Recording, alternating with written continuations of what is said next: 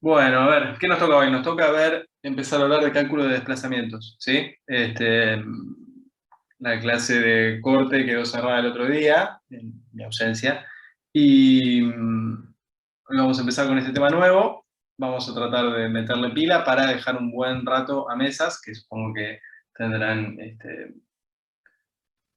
dudas respecto a lo que hayan visto en sus trabajos prácticos de corte que les interese resolver antes del parcelito, de los parcelitos de la semana que viene. ¿Sí? Así que arranquemos con este primer tema que entiendo que se cubrió bien las últimas clases teóricas, tanto martes como miércoles, así que no necesitamos detenernos demasiado en la introducción teórica, pero sí recordar un poco de qué estamos hablando.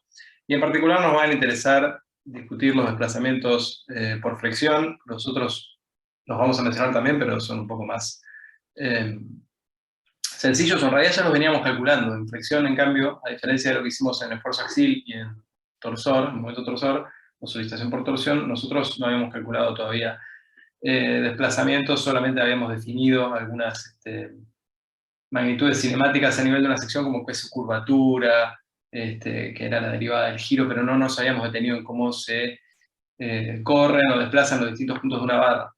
Así que eso es lo que vamos a empezar a ver ahora, ¿sí? Entonces, estamos hablando de flexión, por supuesto, referida en los ejes principales de inercia, y ahí lo que tenemos es una imagen de una barra, ya, si quieren, flexada. Y lo que vamos a hacer, como siempre, es tomar un elemento diferencial de longitud, ¿sí? El eje X es el eje de la barra. Entonces tomamos un diferencial de longitud, un diferencial de X. Ese diferencial de X, o a lo largo de ese diferencial de X, se produce un diferencial de giro, ¿sí? Es decir, una diferencia de giro entre una sección y la sección, un diferencial de X posterior. Si a eso le hacemos un zoom, analizamos esa parte nada más, lo que estamos hablando es que acá tenemos el diferencial de X, ahí a la derecha, en la figura de ese segmento AD', B', C', y esto que está acá, este pequeño ángulo, es un diferencial de tita, es un diferencial de giro. Y cada una de esas fibras entonces sufrirá un acortamiento o un alargamiento. En particular, las fibras que están arriba de todo, en este caso representadas por el segmento A'D', ¿qué les pasa a esas fibras? ¿Se alargan o se acortan? Se Se corta. cortó. ¿Eh? Creo que escuché dos respuestas distintas. Creo que los dos Se dijimos que se cortó. cortan. Ah, se acortan. Esta que está acá, esas se acortan para un giro positivo, como el que yo dibujé, un giro positivo, es decir, saliente al plano de la pantalla. En cambio, las fibras B', C', las que están abajo, se alargan. Bueno, cada una de ellas, todas, en particular las que están en este segmento FE, es decir, una fibra como esta que está acá, se alarga, pero lo importante es que ese punto, que inicialmente estaba en un determinado lugar, ahora sufre un corrimiento horizontal o paralelo al eje de la barra, un diferencial de desplazamiento U. ¿Bien? ¿Hasta ahí estamos? O sea, hay un pequeño corrimiento horizontal en esa fibra, en cualquier fibra, y ese corrimiento va a ser proporcional a la distancia que yo tenga respecto al eje neutro, representado en este caso por la coordenada ZLN, la Z a la línea neutra. ¿Hasta ahí sí? ¿Estamos todos? ¿Sí? Sí. Sí, sí. Bien. Ese diferencial de corrimiento horizontal, diferencial de U, ¿con qué lo puedo relacionar? ¿Con qué medida cinemática la puedo relacionar? Con la deformación específica longitudinal, ¿verdad?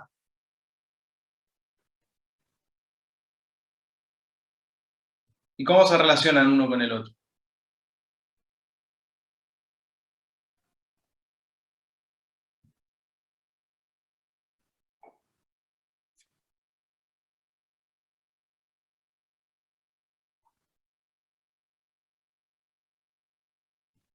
La deformación específica de la longitudinal epsilon, ¿sí?, era justamente la derivada de esos corrimientos, así que un diferencial de corrimiento es igual al epsilon que yo tenga en esa sección por el diferencial de x que yo haya considerado, por la longitud del elemento diferencial que yo haya tomado. ¿Hasta ahí estamos?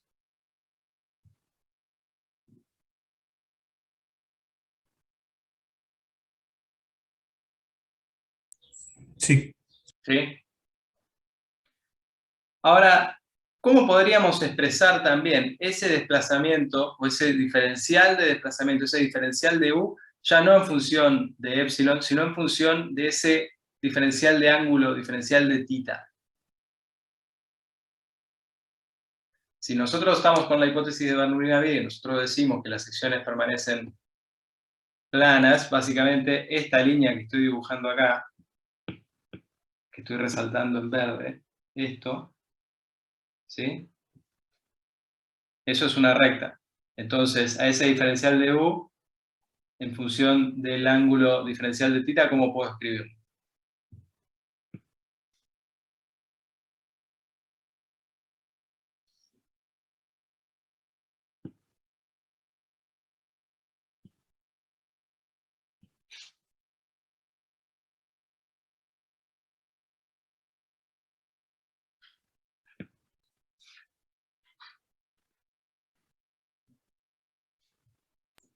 Como el ángulo por la distancia. El ángulo por la distancia a la línea neutra, en este caso, es esa coordenada ZLN, Z a la línea neutra que estamos dibujando, porque estamos asumiendo un giro alrededor del eje Y, y entonces lo que nos importa son las distancias a ese eje Y que están dadas por la coordenada Z. ¿Bien? Así que ese diferencial de U, ese diferencial de corrimiento paralelo al eje de la barra, en una determinada fibra, lo podemos escribir tanto como epsilon x, diferencial de x, o como z a la línea neutra, distancia al eje neutro, por diferencial de ángulo. ¿Bien? Si quieren, esto es un ángulo respecto al eje Y, una rotación respecto al eje Y. Para aclarar eso, ahí pongo el subíndice Y. En todos lados. ¿Bien?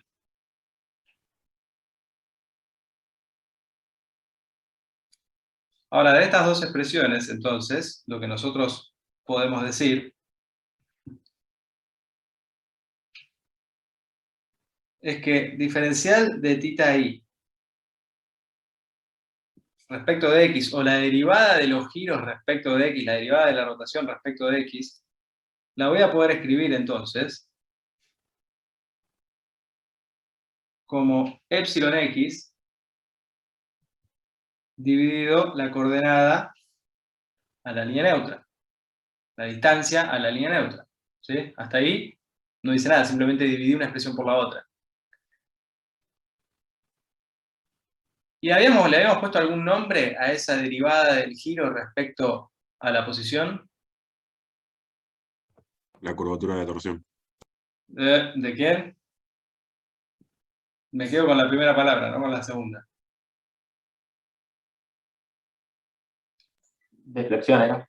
Curvatura de flexión, ¿sí? La curvatura de torsión son giros respecto al eje de la barra, o sea, giros respecto de X. Acá estamos haciendo giros respecto a el eje Y. ¿Bien? O sea, en torsión los giros, si esta es la barra, en torsión los giros son así. En flexión, lo que estamos hablando son de giros que producen algo en el otro sentido, ¿sí? Curvatura de flexión.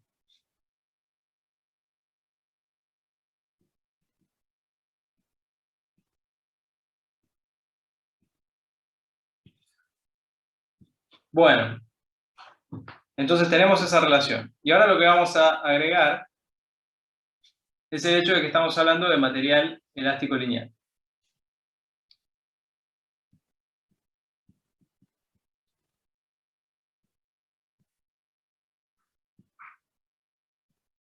Material elástico lineal, es decir, ley de Hooke. ¿Qué nos dice esa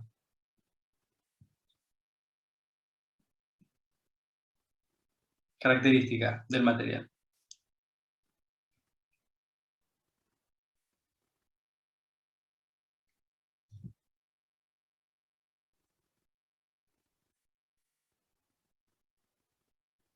La tensión es el módulo de elasticidad por la deformación. Sí, efectivamente, que hay una proporcionalidad entre tensión y deformación. Si quieren, ahora lo que nosotros queremos es reemplazar un poquito lo que ya está acá, así que lo que vamos a hacer es expresar a epsilon en función de sigma, que no es otra cosa que pasar dividiendo el módulo de elasticidad. ¿Sí? Epsilon es igual a sigma dividido E. Y por otro lado, vamos a recordar un poco lo que habíamos visto en teoría de flexión.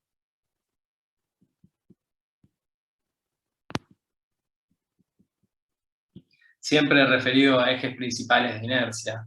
¿Sí? Y esas tensiones sigma, ¿cómo las podíamos calcular en función de los datos del problema? Es decir, en función del momento y las características de la sección.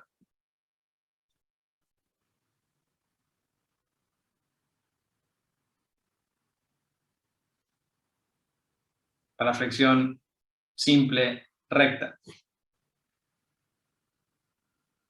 Momento por Z sobre el J.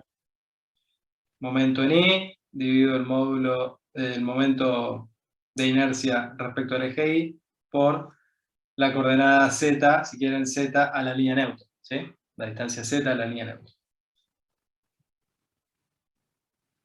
Entonces ahora con estas dos cosas nos metemos en la expresión anterior, donde teníamos que la curvatura de flexión chi, que era la derivada del giro respecto del eje Y en este caso, con la posición, es igual a epsilon x, también dividido z de la línea neutra, pero epsilon x dijimos que es sigma dividido E, así que esto después lo divido por z de línea neutra, pero a sigma a su vez dijimos que lo podemos calcular como el momento flexor en una determinada sección, dividido el momento de inercia respecto a ese mismo eje,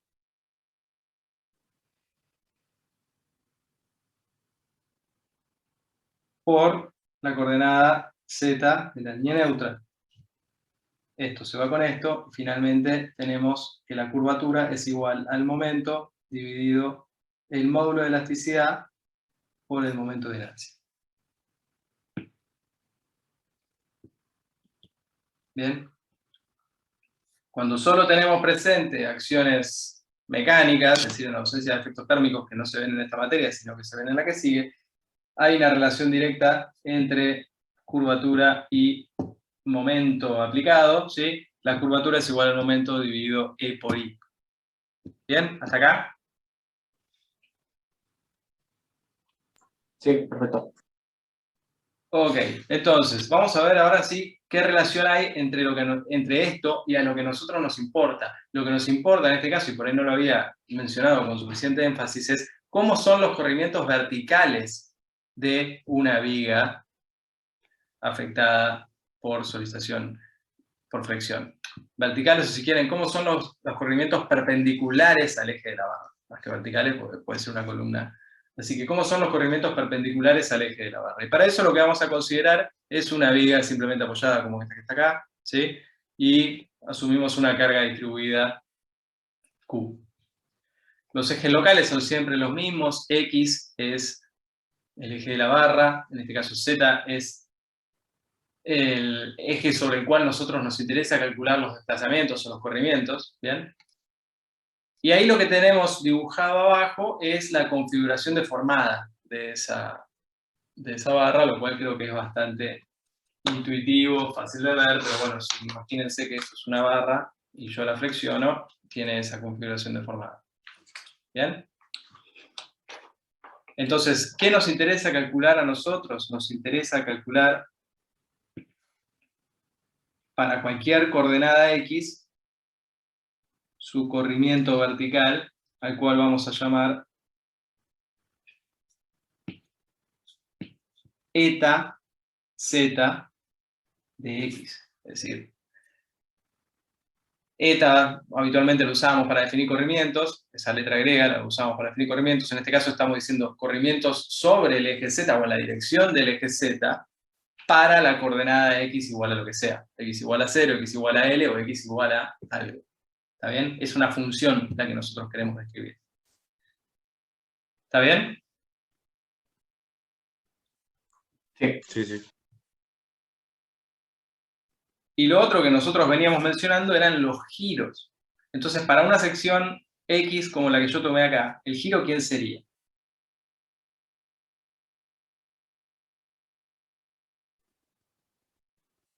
El giro es la tangente a la deformada en ese punto. ¿Sí?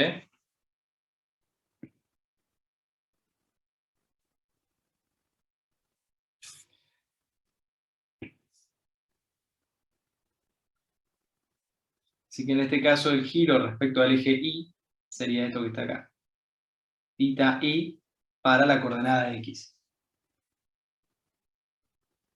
¿Bien? Ese giro que está ahí, por las dudas, ¿es positivo o es negativo?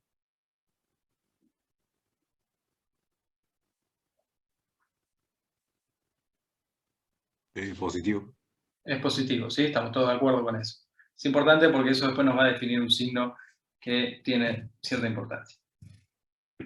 Bueno, una hipótesis de la que no salimos es la hipótesis de linealidad cinemática, ¿sí? Lo que nos quiere decir es que estamos trabajando siempre con pequeños desplazamientos. Si los desplazamientos son muy pequeños, esos ángulos θ son muy, muy chiquititos. Cualquier ángulo θ, el más grande de todos, va a seguir siendo muy, muy chiquitito. Entonces va a suceder que a ese ángulo va a ser muy parecido a su propia tangente. ¿Sí? Si θ es muy parecido a 0, se parece mucho a tangente de θ, pueden graficar las dos funciones y ver qué sucede en el entorno de θ igual a 0 o θ aproximadamente igual a 0. ¿Y la tangente de θ qué es? No es otra cosa que la relación que hay entre el cambio de corrimiento con la posición, es decir, no es otra cosa que la derivada del corrimiento respecto a la posición.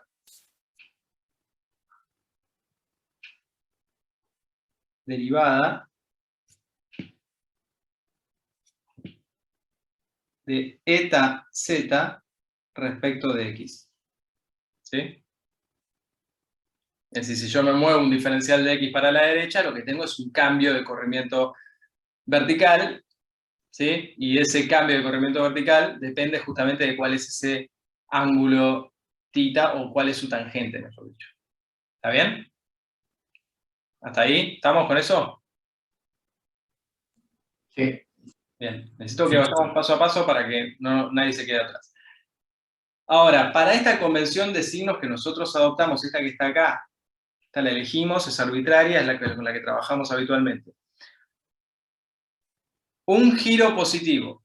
Con un giro positivo, si yo me muevo en el sentido de x positivo, ¿bien? ¿El corrimiento crece o decrece? Decrece.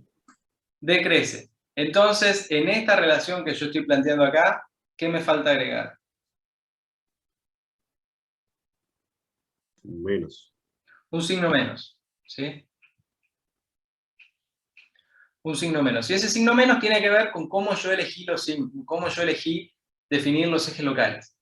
¿Está bien? Entonces es culpa de mis ejes locales, no necesariamente es siempre así, sino que depende de cómo yo lo definí. Pero como están definidos, un giro positivo implica que a medida que yo me mueva en el sentido de x positivo, los corrimientos van a decrecer, van a disminuir, y entonces para que esta relación matemática tenga sentido con la física del problema, necesito agregar ese signo menos que está ahí. Hasta acá, entonces, supongo que estamos bien. Recordemos entonces quién era la curvatura de flexión. La curvatura de flexión era la derivada primera del giro respecto de la posición. ¿Sí? Ahora, si el giro es la derivada de los desplazamientos, la derivada del giro, ¿quién es?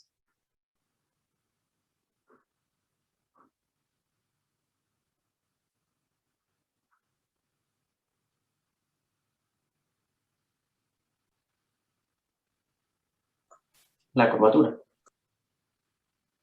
Sí, pero ahora en términos de corrimientos. Digo, si el giro es la derivada del corrimiento, la curvatura, perdón, es La derivada segunda del corrimiento. la derivada segunda del corrimiento. Cambiada de signo, ¿sí? Para respetar la relación que teníamos antes.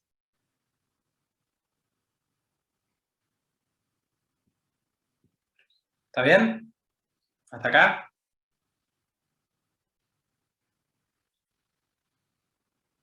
Sí. Y a su vez, la curvatura en función de las solicitaciones. ¿Recuerdan quién era? El momento gris sobre por J. Sí. Muy bien. Ahora, si yo vuelvo a tomar la derivada,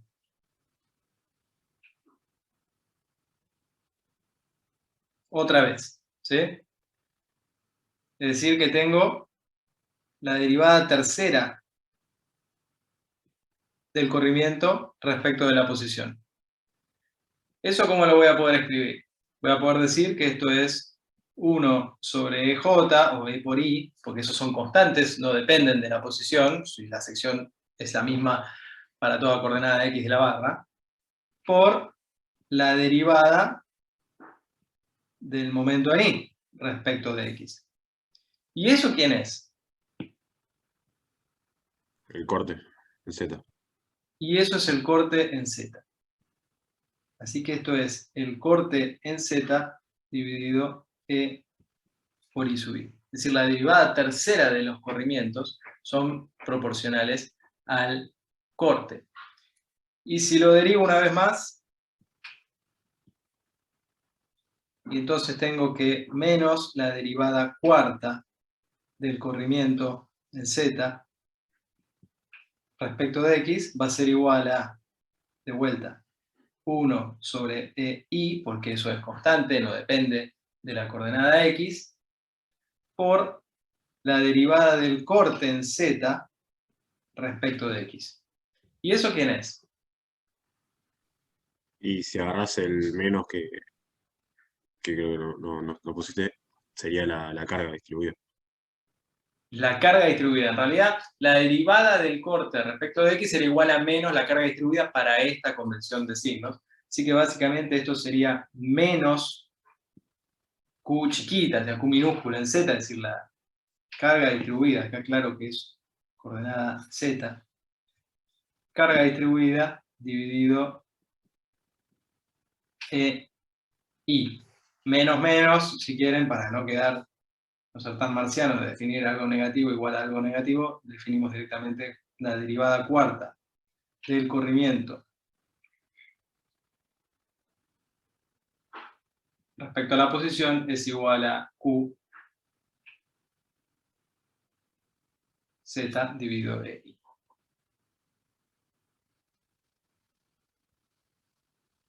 Bien, es decir que si yo conozco la función carga distribuida a lo largo del eje de la barra, yo puedo integrar tantas veces como sea necesario para encontrar la función eta en función de x, es decir, la función corrimiento en función de x.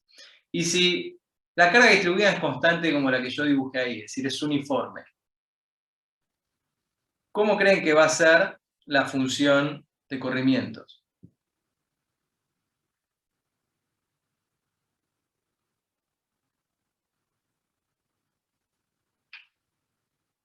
De grado 4. De grado 4. 4, ¿sí? El corte va a ser una función lineal, el momento va a ser una función cuadrática, lo cual ya lo sabíamos y hasta ahí llegamos en estabilidad 1. Los giros van a ser una cúbica y los corrimientos van a ser finalmente una función de grado 4. Déjenme resumir entonces los resultados que obtuvimos, pero definiendo, cambiando el signo nada más.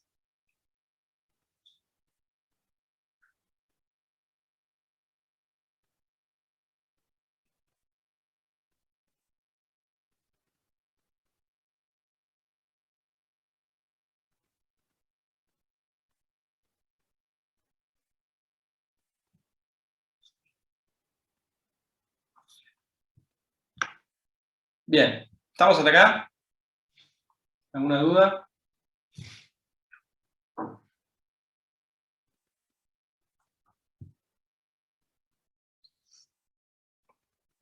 No, por mí no. Bien, entonces, vamos a ver un poquito más en detalle estas cosas, con algunos ejemplos y demás.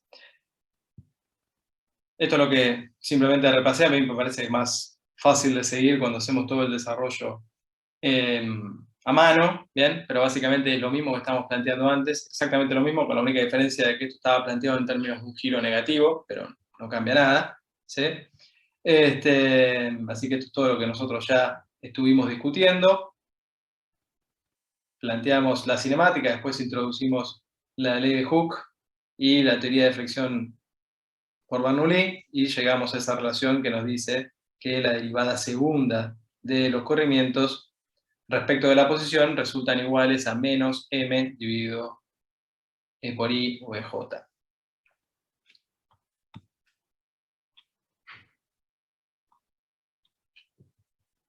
Entonces, después dijimos que la derivada de esos corrimientos respecto a la posición son iguales al giro. La derivada segunda, entonces, son iguales a menos la curvatura, o si quieren, menos m dividido por i. Si lo derivo otra vez, la derivada tercera de esa función de corrimientos es igual a menos q dividido por i.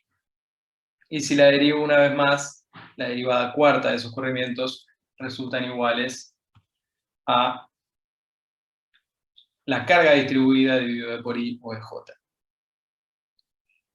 Y esto es lo que veníamos planteando antes. Si la carga distribuida es constante, yo integro una vez y voy a llegar a que el corte es lineal.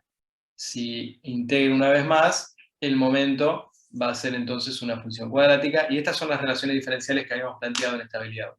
Ahora le sumamos entonces que el giro va a ser una función cúbica y la función corrimientos verticales va a resultar un polinomio de orden 4, con lo cual, ¿cómo lo podemos expresar? Y de la siguiente manera.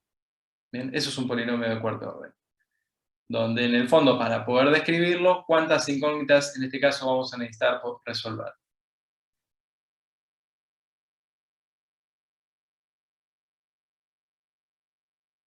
Las pueden contar. 5. 5, ¿sí? 5 constantes que necesitamos conocer para poder describir esa función de forma analítica. Y entonces, tratemos de despejarlas y vamos a ver qué pasa. Para despejarlas empecemos derivando, ¿sí? Derivamos una vez, es decir, planteamos la derivada primera de los corrimientos, se nos va el término constante f, ¿sí? Se reduce el orden del polinomio a un polinomio de orden 3. Derivo una vez más, ahora la que se va es la constante d, el polinomio es de orden 2.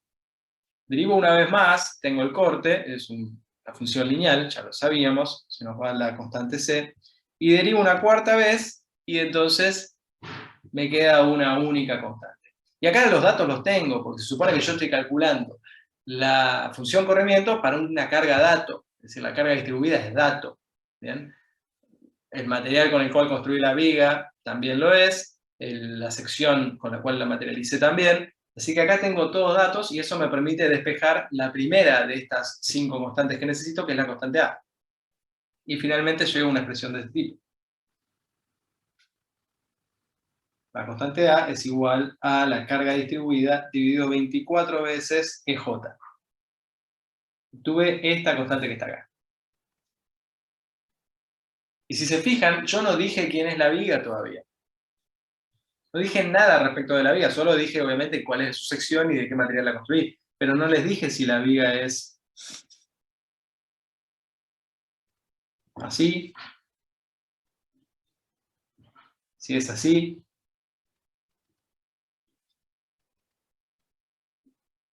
si es así. No les dije nada de la viga. Y seguramente todas las otras constantes sí tengan que depender de cómo yo mantengo el equilibrio, cómo yo ubiqué las reacciones, ¿sí?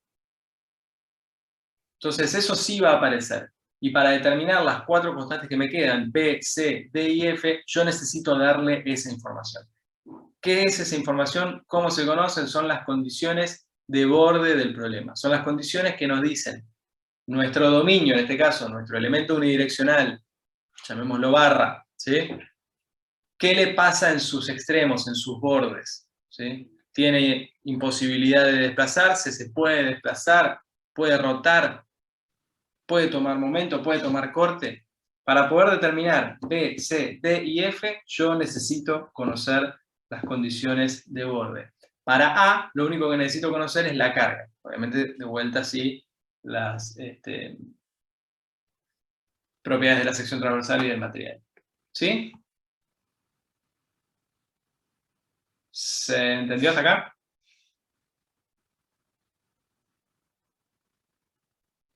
Sí. Sí, sí.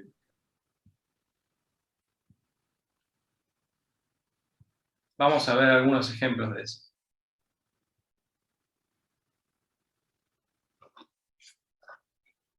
Vamos con el primero, el más sencillo de todos. La viga simplemente apoyada.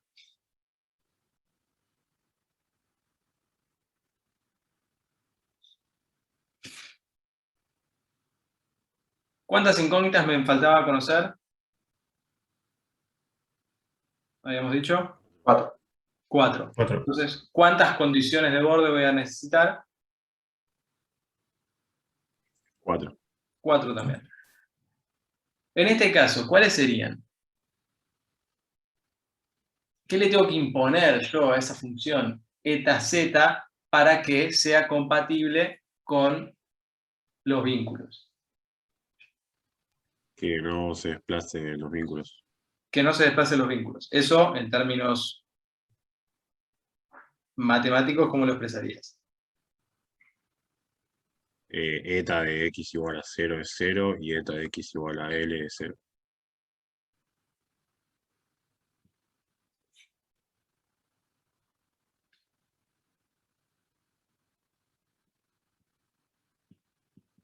Bien. Esas son las dos primeras. No me alcanza, necesito dos más.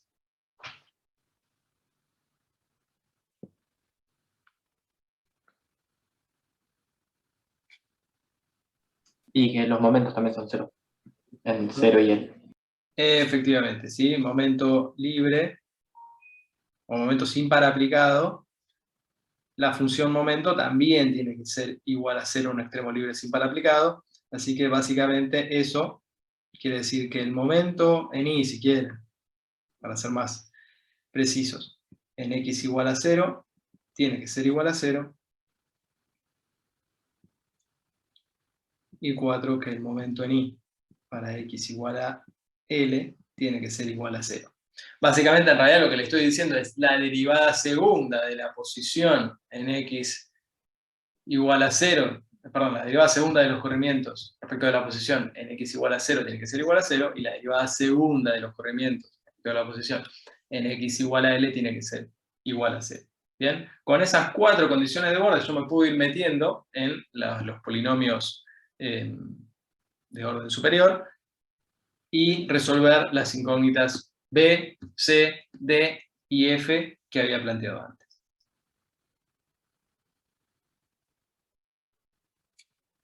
Vamos con otro ejemplo.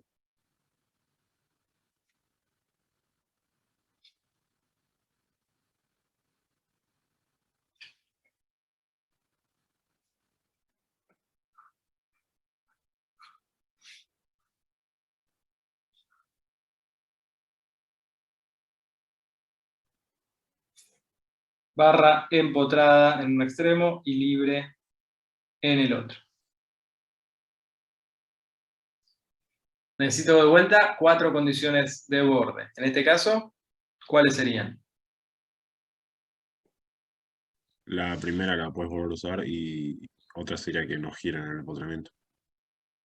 Que no gira en el empotramiento, porque de verdad el empotramiento impide esos giros, así que los corrimientos en x igual a 0 tienen que ser nulos. El giro respecto al eje Y en x igual a 0 tiene que ser nulo.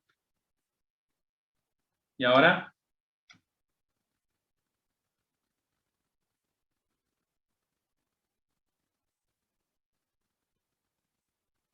El momento en el otro extremo debería ser nulo.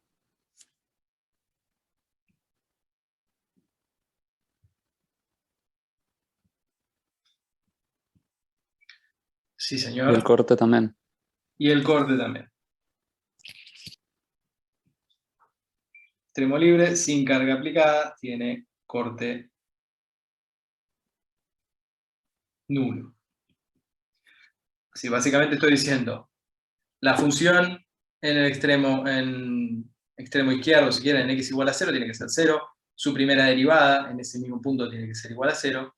Su derivada segunda en x igual a l tiene que ser igual a 0. Y su derivada tercera en x igual a l tiene que ser igual a 0.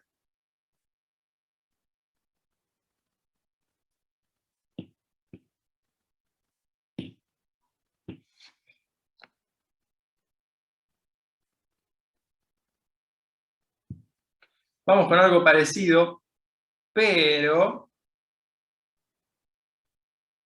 le agregamos una carga concentrada en el extremo P.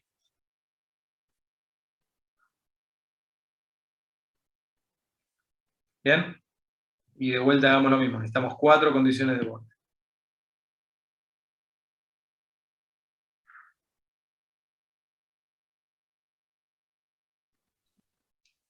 No son todas iguales. ¿Todas iguales? Te tomo las 3 primeras.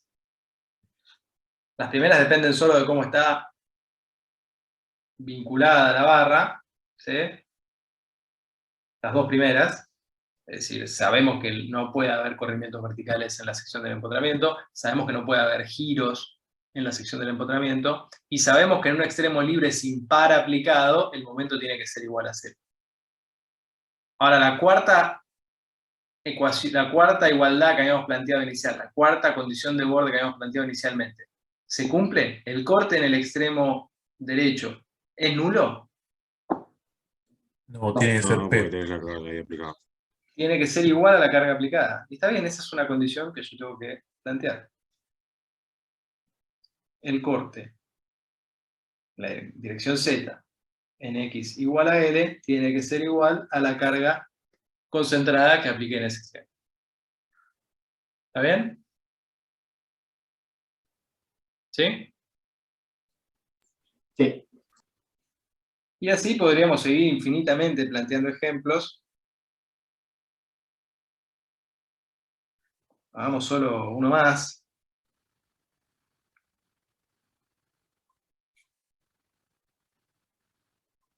Tomamos de vuelta.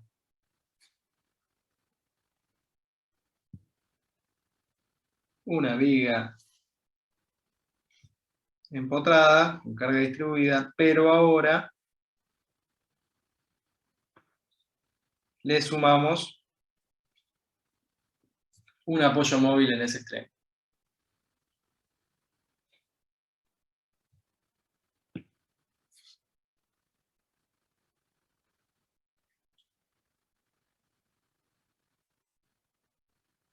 Entonces,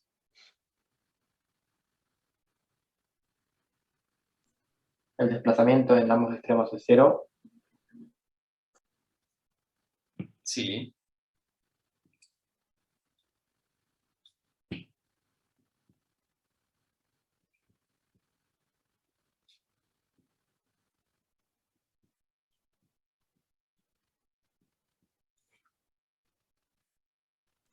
El momento en el extremo derecho es 0 también.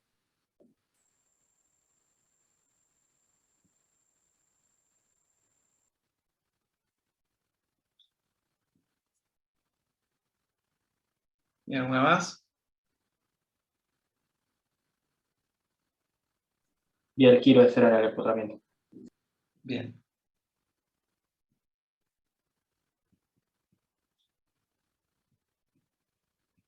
Así que fíjense que también puedo plantear todo esto para estructuras hiperestáticas, porque acá lo que tengo son 4 condiciones de borde, con 4 incógnitas a resolver, y puedo plantear entonces también la configuración deformada para una estructura hiperestática.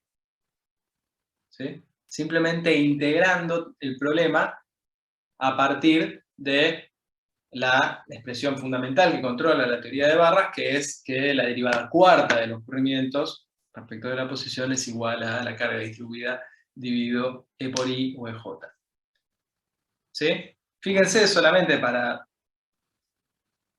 como nota de color, que algunas de las condiciones de borde que estamos planteando tienen que ver con la estática del problema y otras tienen que ver con la cinemática. ¿Sí? Tenemos por un lado condiciones de borde estáticas y por el otro condiciones de borde cinemáticas. Por ejemplo, condiciones de borde cinemáticas, en el primer ejemplo de todos, el que está arriba a la izquierda, tenemos estas que están asociadas a lo que le pasa a los corrimientos en los extremos, pero después también tenemos condiciones de borde estáticas que nos dicen qué es lo que le pasa al diagrama de momentos en esos puntos. Y lo mismo tengo en cada una de ellas. Siempre tengo una combinación de condiciones de borde estáticas, condiciones de borde cinemáticas. ¿Bien? Aus, Sí. buen día. Te hago una consulta. Estas 4 condiciones de borde que planteamos no son las únicas, ¿no? Puede haber más. A ver, por ejemplo. Por ejemplo, en el primer ejemplo, ¿cómo sería la deformada de la barra? En el, que Más está o arriba, menos. en el que está arriba a la izquierda, Sí, exacto, la primera de todas. algo así.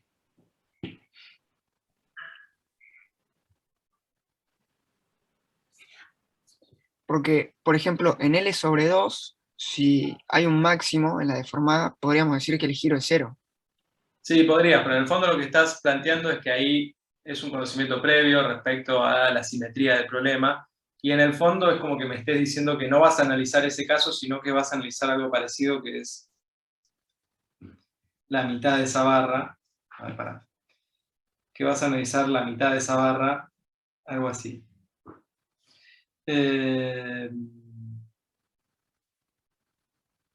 ¿Cómo te represento que no puedes girar?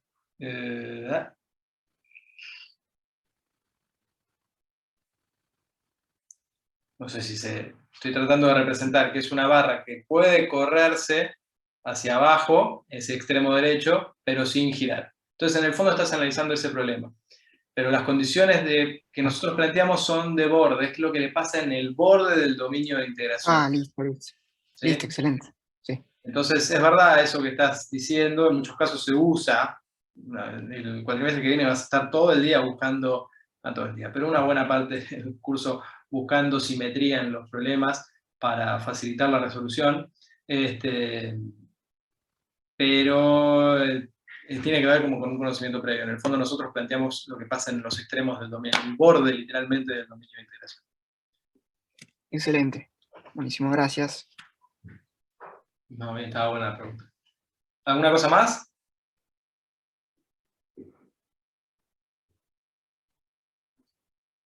Bueno, volvamos entonces a la clase. Vamos a ver un poco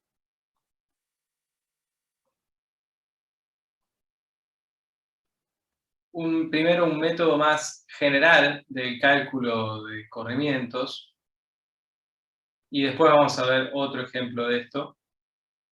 ¿Sí?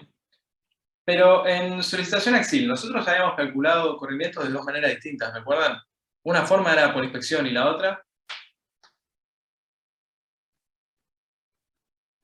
Trabajos virtuales. Trabajos virtuales, y nosotros vamos a poder calcular corrimientos por trabajos virtuales también en el caso de flexión, y eso es lo que vamos a ver en un ratito. Antes de eso, déjenme recordar un poco qué relación existe entre la solicitación que hay en una sección, o cómo varían las solicitaciones en una barra, y su deformada.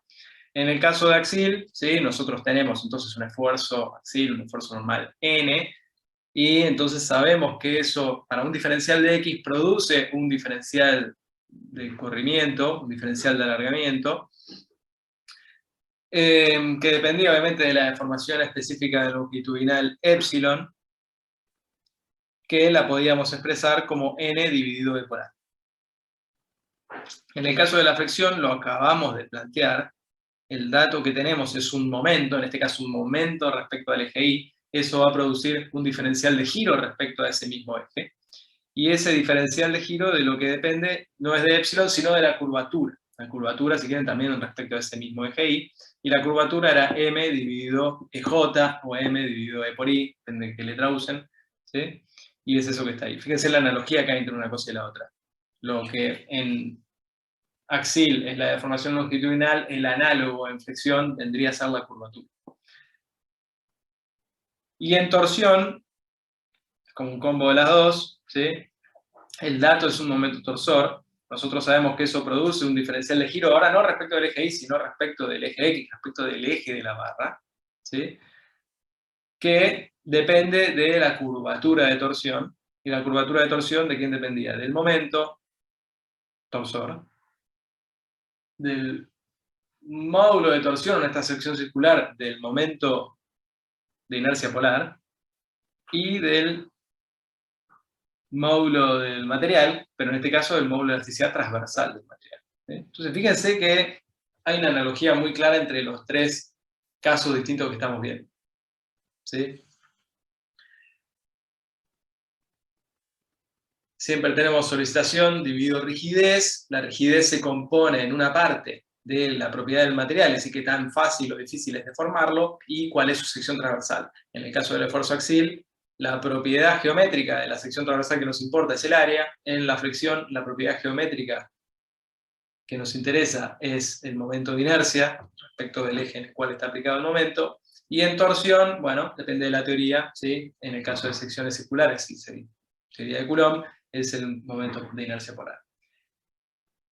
En corte la cosa cambia, que hay una mini introducción a qué es lo que sucede, no sé si en la teoría ustedes lo discuten de alguna manera, pero básicamente no podemos plantear las mismas lógicas. De hecho, la teoría de corte proviene de otro lado, proviene de plantear equilibrio en teoría de fricción. Entonces, para poder nosotros decir cuál es el diferencial de corrimiento vertical, pero no debido a la fricción, sino debido al corte, y plantear esa relación proporcional al corte, tenemos que introducir por un lado el módulo de elasticidad transversal del material, G, porque acuérdense que el corte, o las deformaciones por cortes, las tensiones del corte son tensiones tangenciales, se relacionan con las distorsiones gamma a partir o a través de G, al igual que en el caso de la torsión. La propiedad de la sección que nos interesa es A, pero el área no termina de describir del todo qué es lo que pasa entre una cosa y la otra. Necesitamos también conocer esa área, cómo está distribuida. Y ahí aparece este otro factor adicional, que depende justamente de eso, depende del momento estático, depende del ancho, depende de una serie de cosas. No nos interesa. ¿Por qué no nos interesa? Porque en el caso de barras esbeltas, que son las que analizamos nosotros en esta materia, ¿qué me refiero a barras esbeltas? Barras en las cuales la luz, o una de las dimensiones, es mucho mayor que las otras dos. En este caso siempre es la longitud de la barra es mucho mayor que el alto o el ancho de la misma. En esos casos, las deformaciones por corte son muy chiquititas en comparación a las deformaciones por fricción. O si quieren de otra manera, los corrimientos verticales de la barra, los corrimientos perpendiculares al eje de la barra, debidos a la flexión, son mucho mayores que los corrimientos perpendiculares al eje de la barra debidos al corte. Y por lo tanto podemos directamente despreciar ese término. Entonces no nos metemos con todo eso, ¿sí? Y directamente consideramos las tres de arriba nada más. En el caso de corte no vamos a estudiar cuáles son los corrimientos debidos al corte porque son muy chiquititos en relación a la flexión y considerarlos o no tiene ningún tipo de efecto. Así que quédense con lo de arriba, lo de abajo es simplemente para que sepan qué es lo que sucede. Lo van a incorporar en otras materias. ¿Bien?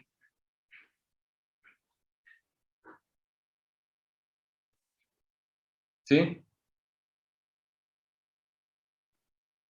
Sí. Entonces nos va a interesar, cuando calculemos corrimientos, cálculo de desplazamientos, que es este segmento de la materia, nos va a interesar cuáles son los corrimientos debido a la fuerza axil, cuáles son los corrimientos debido a los momentos flexores, y cuáles son los corrimientos debido a la torsión. no vamos a considerar corrimientos debidos al corte. Bueno.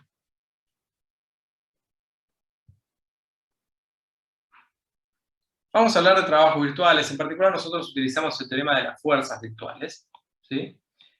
Y vamos a ver cómo podemos usar este teorema para calcular justamente corrimientos debido a fuerzas axiales, corrimientos debido a momentos flexores, corrimientos debido a momentos torsores. Entonces, recordemos un poquito qué es lo que habíamos hecho primero en el caso de solicitación axial. Y supongamos que tenemos una barra como esta que está ahí, de longitud L, eso no está aclarado, pero longitud L. Esto va a ser igual a las notas que habíamos planteado en su momento cuando hablamos por primera vez de este tema hace ya un par de meses. Bueno, queremos calcular el corrimiento en el punto A, producto de una fuerza P. ¿Qué hacíamos?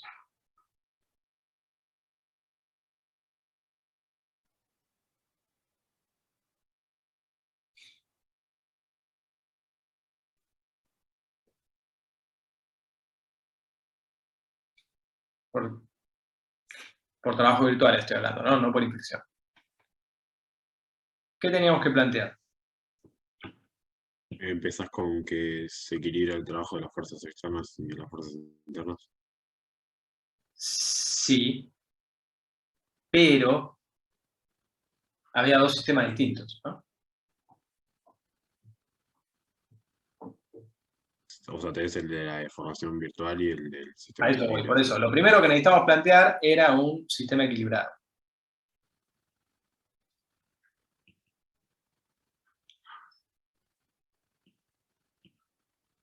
¿Y qué había en ese sistema equilibrado?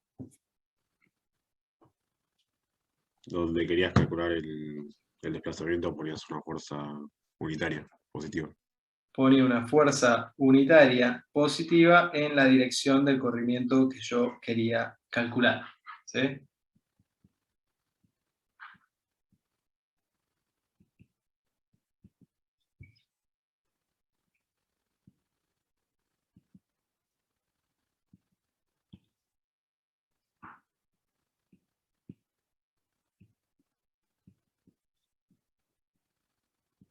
Bueno.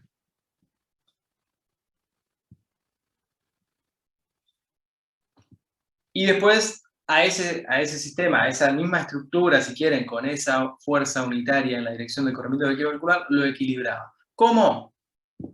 De cualquier manera que verifique el equilibrio. En este caso estoy planteando una estructura isostática, hay una sola forma de verificar el equilibrio, pero en el caso general, tal vez la estructura es isostática y lo equilibrio como quiero. El sistema equilibrado solo tiene que cumplir la condición de que esté en equilibrio.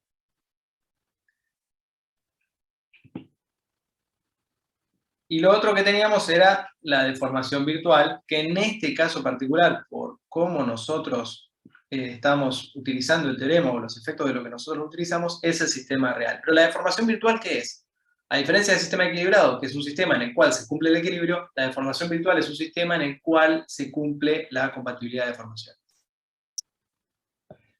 ¿Y qué es lo que planteamos? Planteamos que la suma de los trabajos externos, pero ¿cuáles? De las fuerzas del sistema equilibrado sobre los desplazamientos del sistema real, tenía que ser igual a la suma de los trabajos internos de las tensiones del sistema equilibrado actuando sobre las deformaciones del sistema real. ¿Sí? ¿Recuerdan eso? Planteamos igualdad de trabajo. Entonces, en este caso, el trabajo externo, ¿qué va a ser?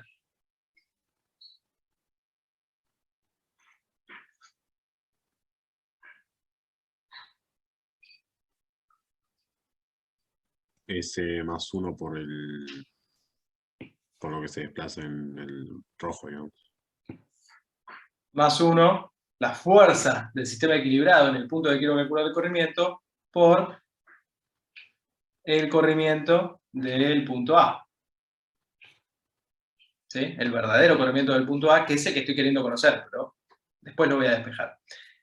Y el trabajo de las fuerzas internas, o mejor dicho, el trabajo que hacen, sí, el trabajo del interno, si ustedes recuerdan lo que habíamos mencionado, habíamos dicho que era la integral en el volumen del producto de las tensiones por la deformación. Pero recuerden que en este contexto las tensiones o todas las magnitudes estáticas salen del sistema equilibrado y las magnitudes cinemáticas salen de la deformación virtual. Así que en este caso básicamente lo que vamos a decir es que el trabajo interno es la integral extendida a todo el volumen de la barra de las tensiones sigma en el sistema equilibrado por las deformaciones epsilon de la deformación virtual. Todo eso extendido en el volumen. Ahora el diferencial de volumen obviamente es igual al diferencial de área por el diferencial de X. X es el eje de la barra, ¿sí? Entonces, para una barra solicitada axilmente, como esta que estamos planteando acá, tensión por diferencial de área, ¿quién es? O mejor dicho, la integral de la tensión. Sí, tensión por área, ¿quién es? La normal. Es el esfuerzo normal. Entonces lo que vamos a decir es que esto es los esfuerzos normales del sistema equilibrado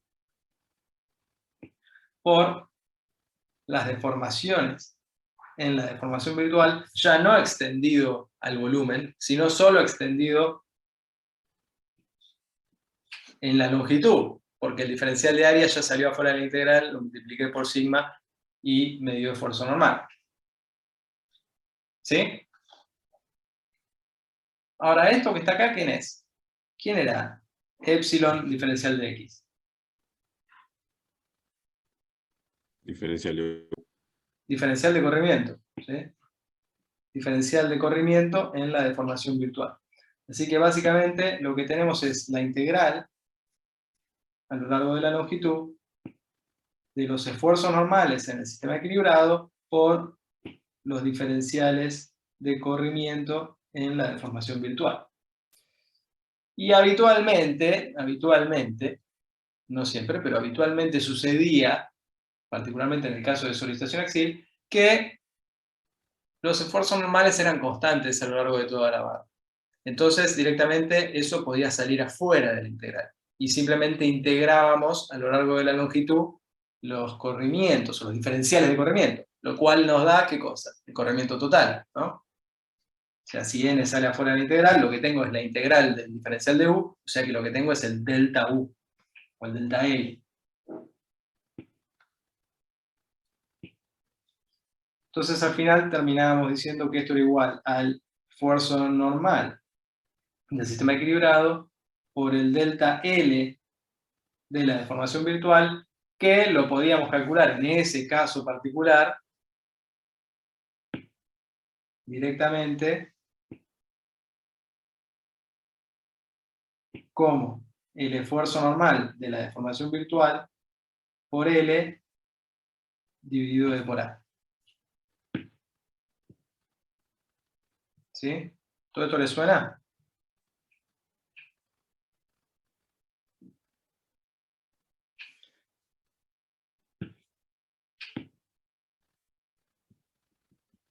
Después decíamos entonces que los trabajos externos eran igual al trabajo interno y por lo tanto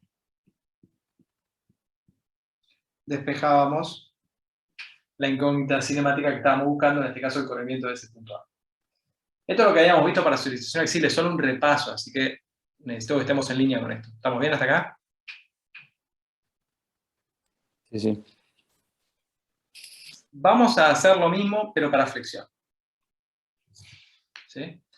Y entonces vamos a aplicar el teorema de las fuerzas virtuales para una barra solicitada por momentos flexores. Entonces vamos a considerar que tenemos una barra empotrada, por decir algo, con una carga distribuida cualquiera, o una carga cualquiera, eso es lo que estoy tratando de representar en rojo arriba de esa barra, o sea, cualquier carga puede ser compleja, puede ser sencilla, y lo que nos interesa calcular es el corrimiento vertical en el extremo derecho, en ese punto A que está a la derecha de todo. Entonces, ¿qué es lo que necesito plantear? Igual que antes, un sistema equilibrado. ¿Con qué cosa? Con una fuerza unitaria en la dirección del corrimiento que quiero calcular, que es esa fuerza que está acá. ¿Sí?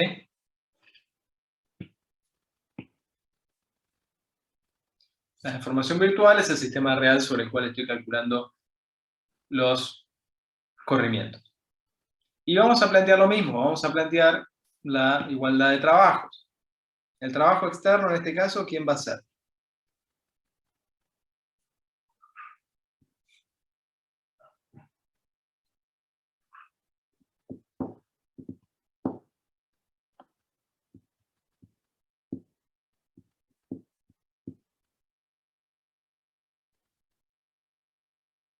Recuerden que siempre tenemos fuerzas del sistema equilibrado actuando sobre desplazamientos de la deformación virtual. Entonces, el trabajo externo, ¿quién va a ser? Más 1 por eta. Más 1 por la incógnita que estoy buscando. Eso es siempre igual.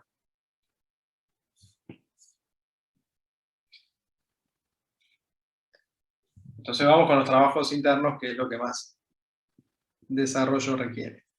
Va a ser, igual que antes, la integral, extendida a todo el volumen de la barra, de las tensiones del sistema equilibrado actuando sobre las deformaciones de la deformación virtual. ¿Sí? Ahora bien, este es un problema de flexión, no es un problema de esfuerzo axial, así que lo que estaba de esta integral, perdón, va a cambiar un poco. Las tensiones del sistema equilibrado, ¿cómo las puedo calcular? Sección a sección.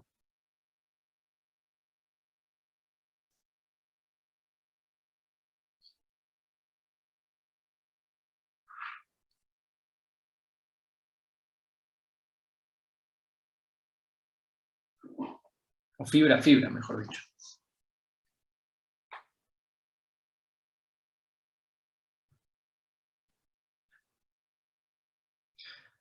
Pónganse que tomo una sección por acá.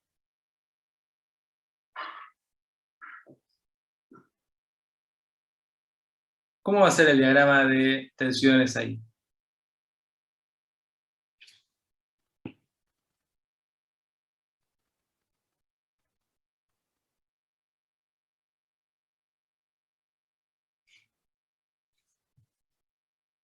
Yo creo que va a haber tensiones de tracción arriba y tensiones de compresión abajo, ¿no?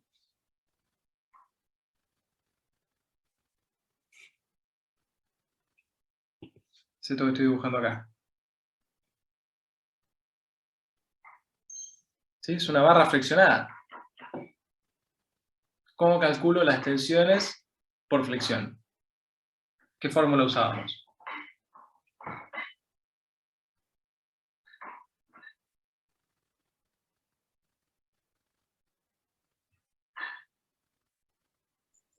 MI por Z sobre I sub I. Efectivamente, sí. Entonces, este va a ser el momento en el eje Y de quién. ¿De qué sistema? Del equilibrado. ¿Eh? ¿De cuál? Del equilibrado. Del sistema equilibrado. El momento del sistema equilibrado, todo lo que sea una magnitud estática, depende del sistema equilibrado. ¿Qué va a ser función de X? ¿Sí? O sea, el momento de función de X. Y a todo eso, como bien dijeron, lo vamos a dividir por el momento de inercia respecto del eje Y y lo vamos a multiplicar por la coordenada Z en la cual yo esté calculando justamente ese valor de tensión. Y a eso lo vamos a multiplicar por la deformación de esa misma fibra, pero en flexión, que habíamos visto en esa última filmina del PowerPoint. ¿Cómo puedo calcular la deformación específica longitudinal de una barra sometida a flexión? ¿De quién depende? Depende en realidad de la curvatura de la deformación virtual en esa sección X, de vuelta por la coordenada z, que es en realidad la hipótesis de Bernoulli-Navier. Nos dice, las secciones permanecen planas y giran alrededor de un eje neutro. ¿Sí? ¿Cómo giran? Con una determinada curvatura. Entonces, ¿cuál es la deformación en cada fibra? Bueno, es proporcional a la distancia que yo tenga respecto a ese eje y al ángulo de curvatura. ¿Hasta ahí estamos?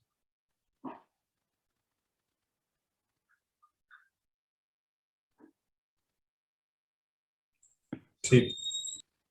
Solo para reforzar, todo esto es sigma del sistema equilibrado y todo esto es el epsilon de la deformación virtual. Y a todo esto que tenemos acá, dijimos, lo vamos a integrar en el volumen de la barra. Ahora, el momento de inercia respecto al eje Y, perdón, sale afuera de la integral porque no varía. Así que solo tengo que integrar lo que me quedó del otro lado. Ahora fíjense, en X lo único que cambia es el momento y la curvatura.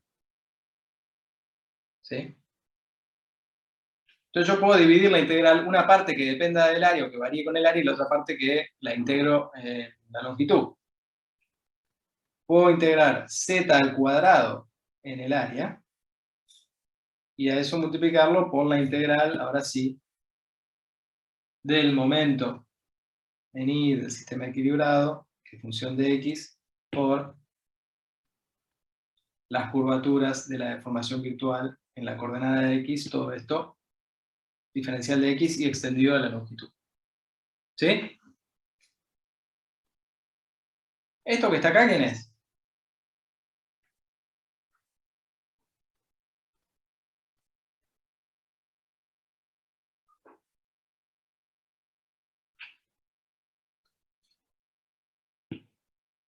Esto.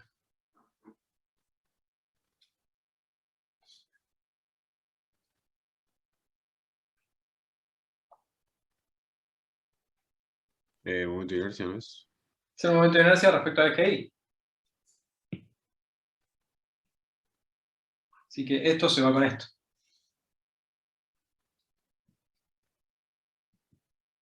Así que el trabajo interno no es otra cosa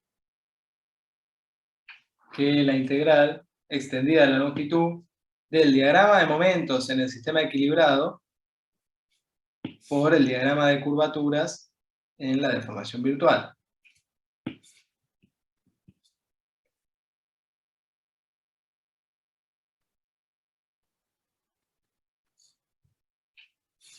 A todo esto que está acá, en realidad, la curvatura diferencial de X, ¿quién es? En realidad es el diferencial de giro. Así que esto también lo puedo escribir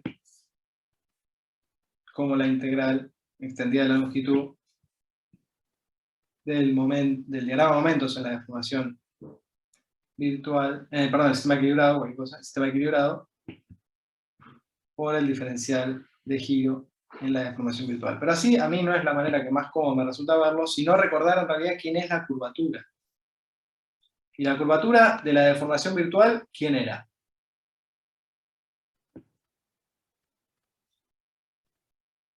El momento del virtual sobre E por J. El momento de la deformación virtual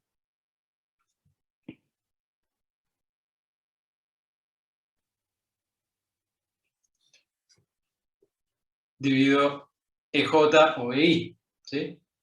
Con lo cual, básicamente lo que me está diciendo esto es que lo que voy a tener que resolver es esa integral. Fíjense que a diferencia de lo que pasa en solicitación axil, donde esos diagramas suelen ser constantes, entonces yo los saco afuera de la integral y todo se hace mucho más fácil, la mayoría de los diagramas de momento con los que ustedes han trabajado a lo largo de su paso por el departamento de estabilidad 1, estabilidad 2, nunca son constantes, o muy pocas veces son constantes, entonces en general tienen que resolver esa integral. Hay una función, diagrama de momentos para el sistema equilibrado, una función, diagrama de momentos para la deformación virtual, y las tienen que integrar al producto de las dos a lo largo de la longitud.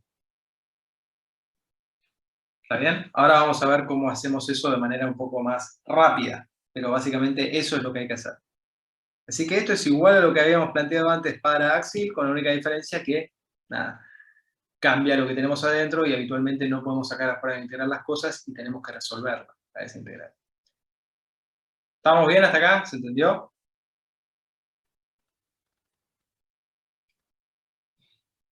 Sí. Y por último, ya no lo vamos a desarrollar tanto, simplemente creo que se va a entender la analogía y lo podemos expresar rápidamente. El caso de la solicitación por torsión. En el caso de torsión, nosotros lo que tenemos es entonces una barra, por ejemplo, esta,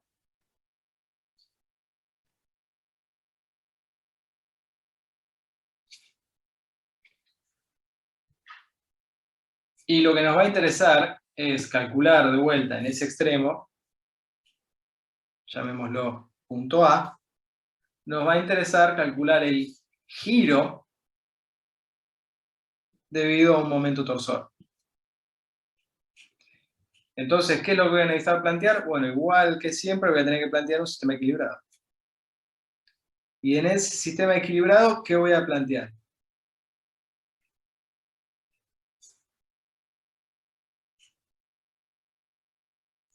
Un momento más uno. Un momento unitario. Tengo que buscar la magnitud complementaria a un giro, en este caso es un momento, pero un momento unitario en la dirección del giro que quiero calcular. Así que aplico un momento unitario. Y después va a pasar entonces lo mismo de siempre. El trabajo externo va a ser igual al trabajo que desarrolla ese momento unitario en el giro, perdón, en rojo lo tengo que hacer, el giro en A, y el trabajo de las fuerzas internas va a ser igual a la integral del diagrama de momentos torsores en el sistema equilibrado por el diagrama de momentos torsores en la deformación virtual, dividido la rigidez a la torsión, que era no EJ, sino GJ torsor. Según la teoría con la que estén trabajando, ahí será un J polar o un módulo de torsión. ¿Sí? ¿Estamos? Sí. Bien, entonces volvamos a la clase. Cálculo de desplazamientos por trabajos virtuales. Básicamente lo que planteamos es la igualdad de trabajo externo igual a trabajo interno. Y acá lo que habíamos hecho en las notas anteriores era plantear por separado qué es lo que pasa con cada solicitación. Pero en el caso general, una estructura va a tener fuerzas axiles, va a tener momentos flexores, va a tener momentos torsores y va a tener de corte, ¿sí? Entonces, el trabajo interno, en realidad va a ser la suma de todo. Va a ser la suma de todo. Voy a tener que considerar cuál es el trabajo interno debido al esfuerzo axil, cuál es el trabajo interno debido al momento flexor, cuál es el trabajo interno debido al momento torsor y cuál es el trabajo interno debido al corte. En realidad este último no. Este último habitualmente lo despreciamos, ¿sí?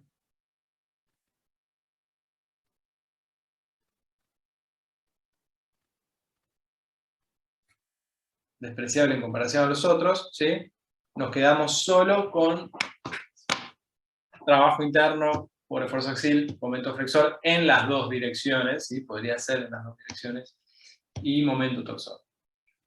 Y entonces lo que tenemos que hacer es resolver estas integrales. Habitualmente la de la izquierda, muchas veces la de la derecha también, no necesitamos resolverla porque los diagramas son constantes, n puede salir afuera de la integral y entonces se vuelve muy pavo la resolución, ¿sí? Pero particularmente en el caso de la solicitación por flexión, y podría pasar también en los otros, bueno, tenemos que integrar funciones momentos, que pueden ser lineales, pueden ser parabólicas, ¿sí? Pueden ser de distintas formas. Y para no andar en esa, para no andar integrando, vamos a integrar, pero para no andar integrando de manera analítica, con tablas, toda la dificultad que solían hacer en otros cursos, vamos a aprovechar que los diagramas en general son de una u otra manera. En general, uno es constante, el otro es lineal, o uno es parabólico. Y lo que vamos a hacer es trabajar con soluciones cerradas para ese tipo de integrales.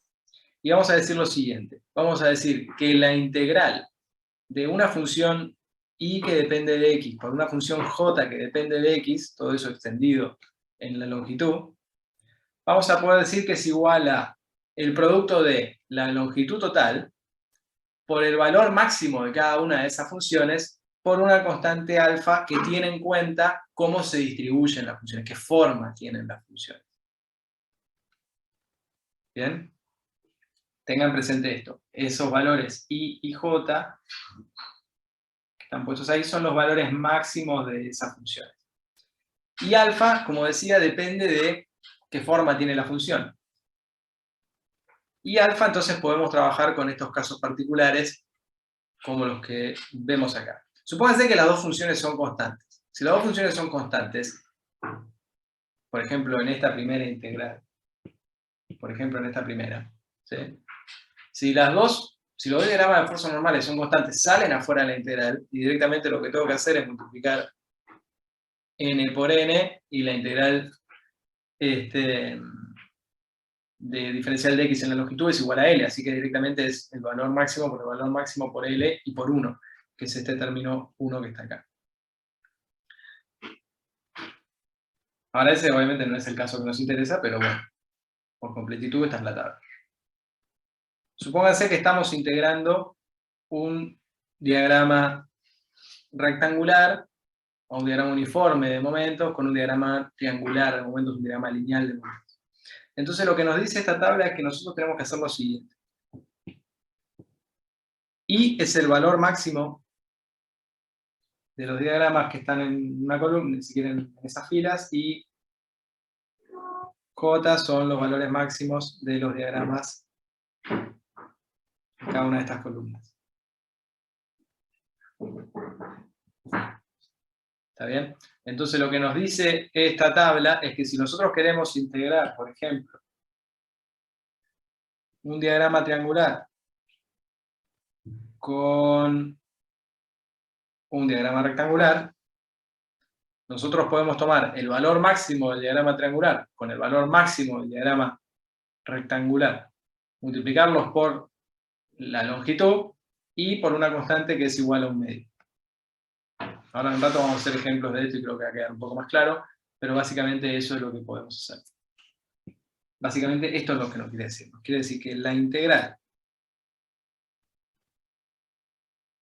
de una función de este tipo por una función de este otro tipo, donde la base en cada caso es igual a L, es igual entonces a un medio por I por J por L. ¿Se entiende?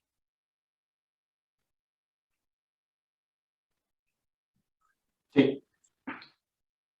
Y de la misma manera podríamos trabajar entonces, podríamos analizar otro caso, podríamos trabajar con el caso en el cual lo que estamos multiplicando es una parábola,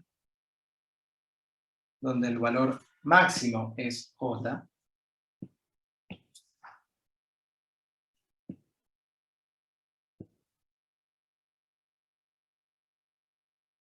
y en ese caso entonces si es triángulo con parábola, tenemos que usar una constante igual a un tercio.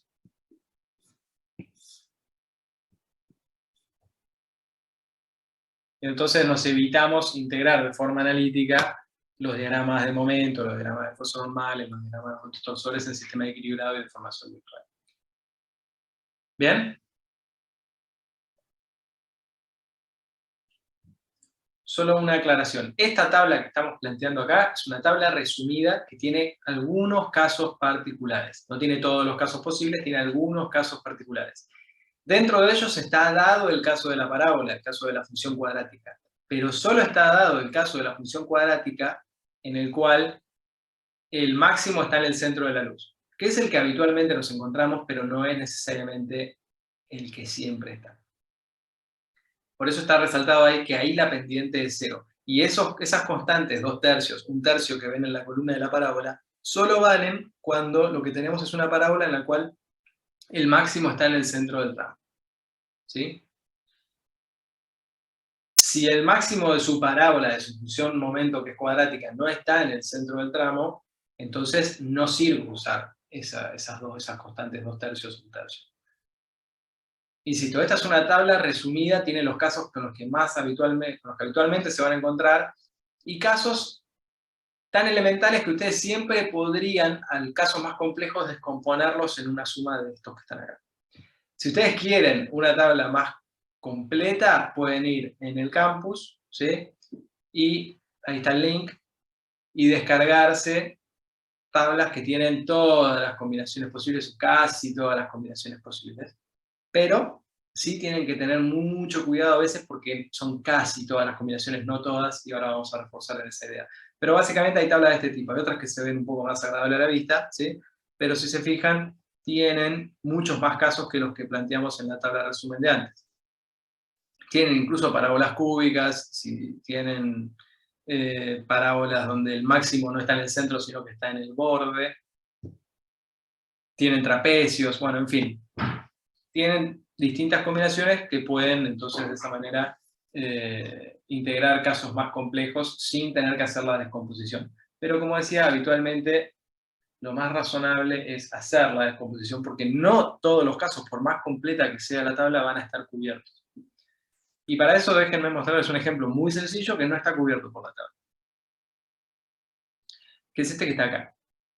Tenemos entonces una barra empotrada en un extremo, libre en el otro, tiene una carga distribuida Q y una fuerza concentrada en el extremo igual a P. ¿Sí? ¿Cómo es el diagrama de momentos en este caso?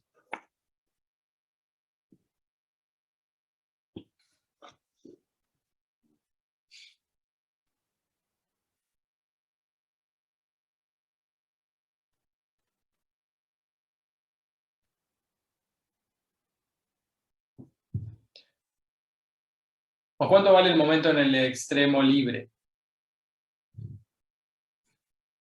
0. Acá va a valer 0. ¿Cuánto vale en el empotramiento?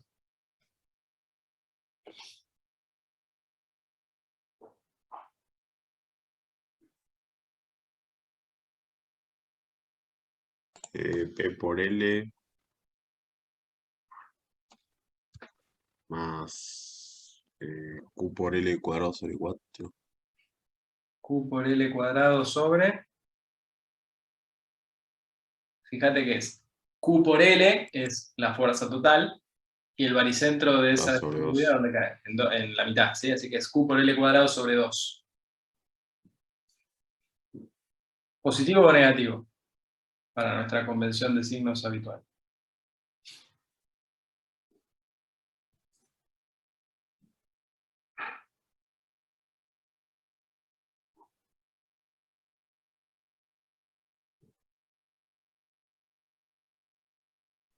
Negativo.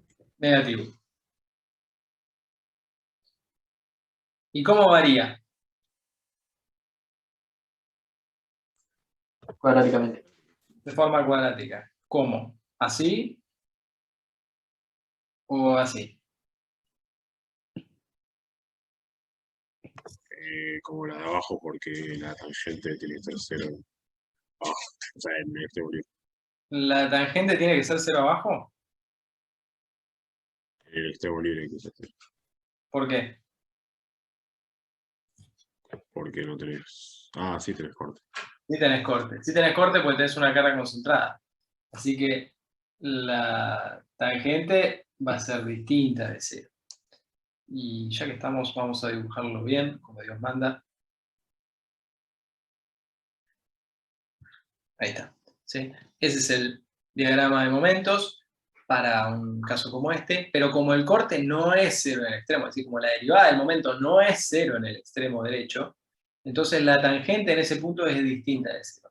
Y a esta función, por más tabla completa que ustedes busquen, no la van a encontrar nunca. O sea, por ejemplo, van a tener esta. Pero ese es el caso particular en el cual la pendiente es 0 en el extremo. Si la pendiente no es 0 en el extremo, necesitarían el caso específico en el cual tiene una parábola de segundo grado donde la pendiente vale P en el extremo. Y eso no va a suceder, no van a tener una función para cada carga P que a ustedes se les ocurra plantear. ¿Sí? Entonces ese caso, por más completa que pueda estar su tabla, nunca va a estar cubierto, ¿sí? Nunca va a estar cubierto por ninguna tabla. Así que en el fondo no nos queda otra que descomponerla en dos funciones que sí estén cubiertas por la tabla. ¿Qué se les ocurre?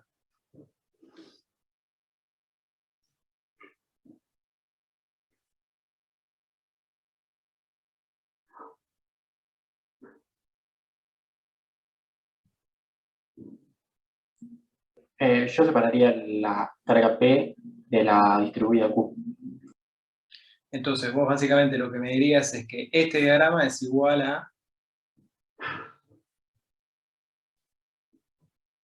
un diagrama que es lineal con valor máximo P por L, se supone que ahí hay una recta, más otro diagrama que solo depende de la distribuida, Claro, con valor máximo Q por L cuadrado sobre 2. Ese diagrama sí va a ser parabólico y sí va a tener tangente igual a 0.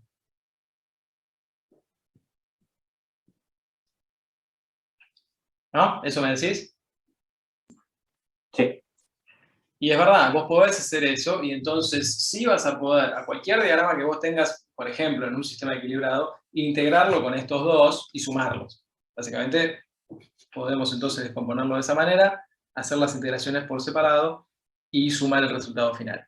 Y particularmente esta parábola que está acá abajo sí está cubierta por las tablas un poco más completas que veníamos planteando antes, ¿sí? Sí está cubierta por esos casos. Entonces esta es una opción, pero tenés que tener la tabla completa a mano, tenés que saber manejarla, no es la única opción, hay otras opciones. A algunos se le ocurre otra un poco menos intuitiva que esta, pero para trabajar no con estas tablas, sino con esta tabla simplificada que hasta nos podríamos acordar de memoria.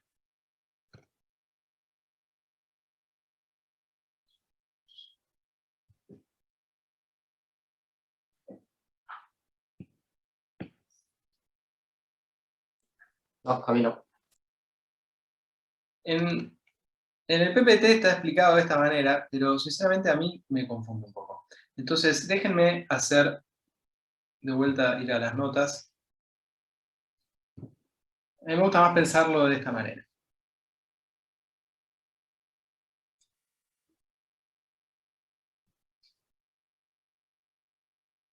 De vuelta al caso que tenemos, es el mismo que venimos analizando antes, pero usamos colores para que quede un poco más claro. Tenemos entonces una carga distribuida.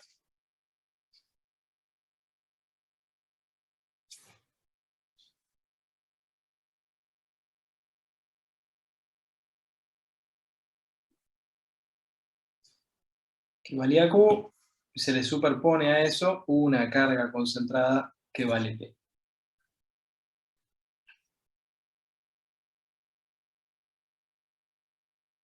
¿Alguien me discutiría esto?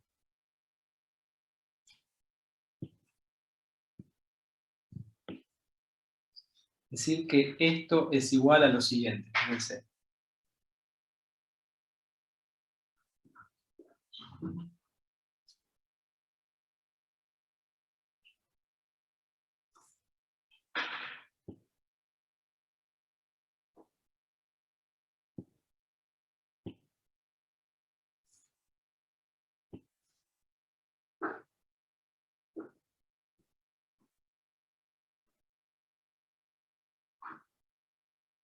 Está claro que las dos están aplicadas en los extremos, pero las separo un poquitito para que se puedan visualizar.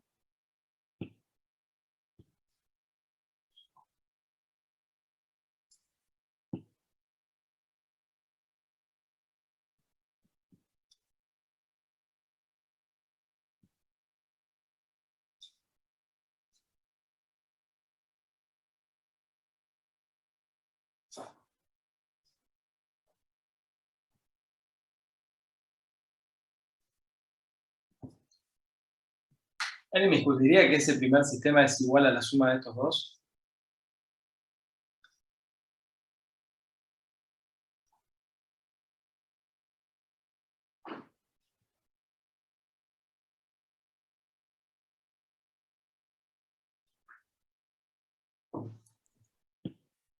No, pero ¿no le faltaría el empotramiento al de abajo?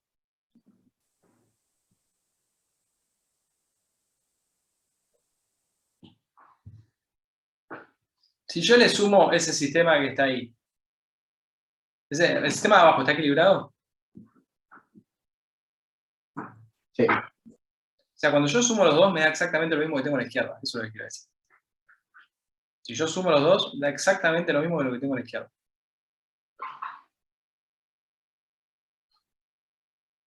O sea, estoy sumando, la barra está dibujada ahí para que haya algo, ¿sí? Pero básicamente, esto que está acá abajo es un sistema equilibrado, ¿no? Entonces, no, directamente está ahí suelto. Y sumo los dos, me da lo mismo que tenía antes. El diagrama de momentos de lo que está arriba, ¿qué es? ¿O cómo da?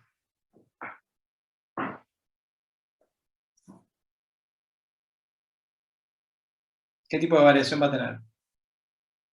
Bien. ¿Y el valor máximo cuánto va a valer?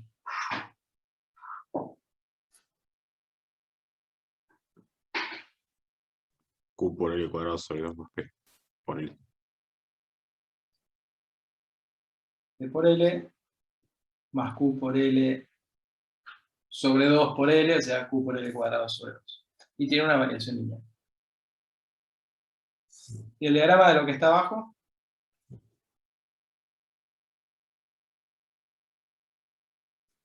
Cuadrático. ¿Y de qué tipo?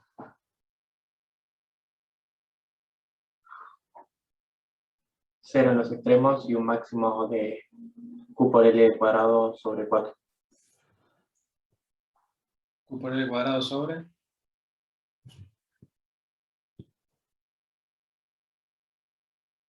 8. Cuidado con eso, ¿eh? Q por L cuadrado sobre 8. Ese es el valor máximo para una viga simplemente apoyada con carga distribuida. Y fíjense que este valor máximo que está acá es el mismo valor máximo que tenía para mi sistema original. Entonces, básicamente, lo que estamos diciendo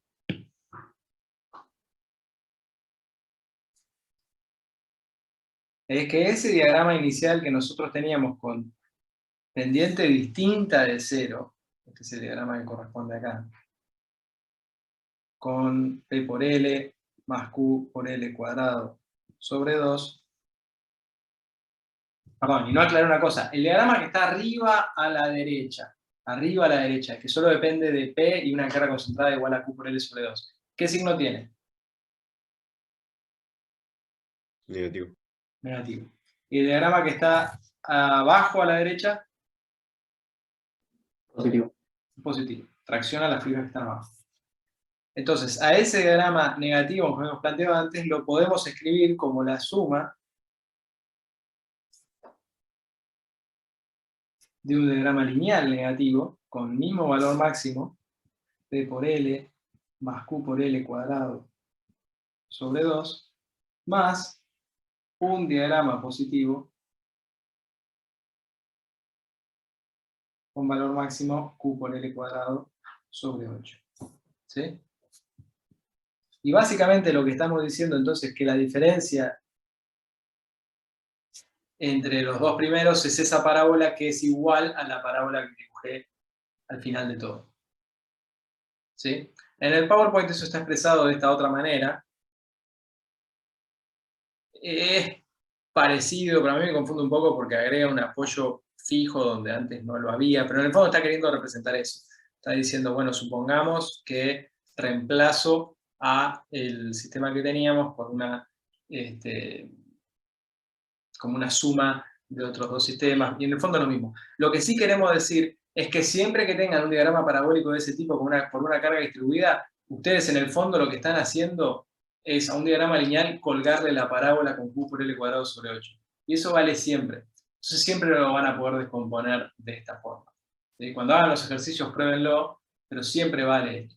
Siempre pueden descomponer un trapecio como la suma de dos triángulos, siempre pueden descomponer cualquier función cuadrática como la suma de una lineal y una cuadrática 0 en los extremos y Q por L cuadrado sobre 8 en el centro.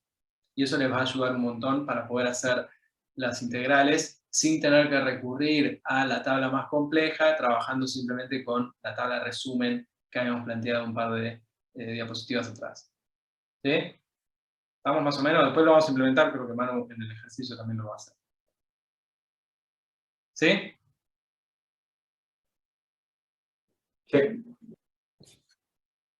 Bueno, por último, volvamos a la resolución de la elástica. A la elástica me refiero a la función que describe los corrimientos verticales por ecuación diferencial y condiciones de borde. Y hagamos este caso particular, después en lo que sigue de la clase son ejercicios de trabajo virtuales, así que con este tema nos terminamos de encontrar ahora. Tenemos ese caso que está ahí, una viga empotrada en un extremo, apoyada en el otro, con una carga concentrada en el centro. ¿Sí? La pregunta es entonces, ¿cuántas funciones necesito para poder describir la función de corrimientos verticales? ¿Me alcanza con una sola?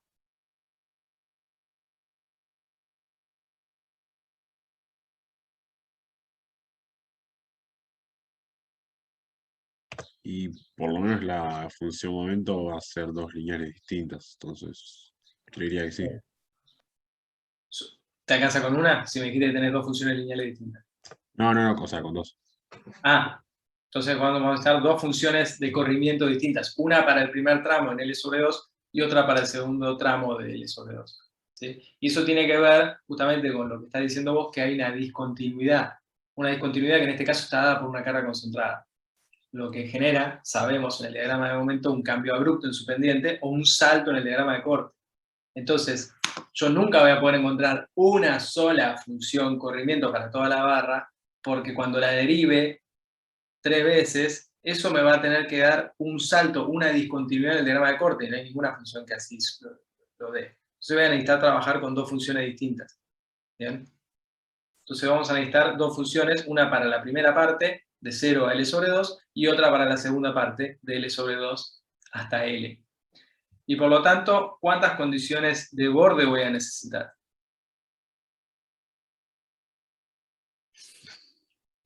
Por 4. 8. 8. ¿Sí? Voy a necesitar 4 condiciones de borde para cada función. Eso es lo de siempre. Tengan presente esto. Nosotros hasta acá veníamos planteando la ecuación que describe los corrimientos para casos muy sencillos en los cuales teníamos apoyos en los bordes, cargas en los bordes. ¿Sí? Pero cuando para una barra aparecen cargas, cambios de carga, cargas concentradas, momentos concentrados, saltos en la carga distribuida, ¿sí?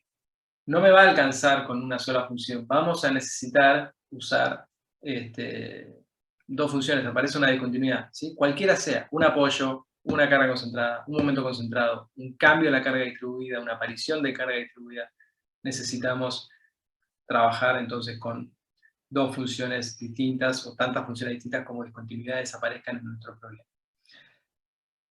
Entonces, vamos con este caso puntual. ¿Cuáles son esas 8 condiciones de borde que voy a necesitar? No quedó dibujado, vamos a dibujar de vuelta la barra.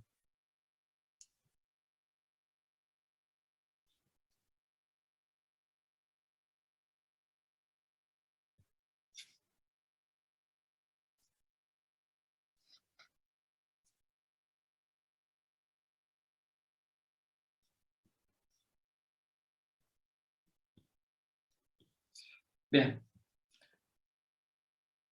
Y tenemos dos funciones, W1, cuando x es mayor a 0 y menor a L sobre 2, y una función W2 cuando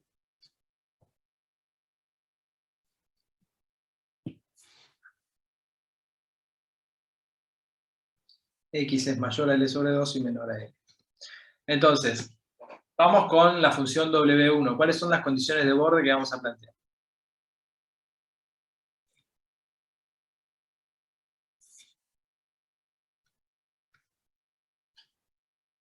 Vale 0 en x igual a 0 y la derivada primera vale 0 en x igual a 0.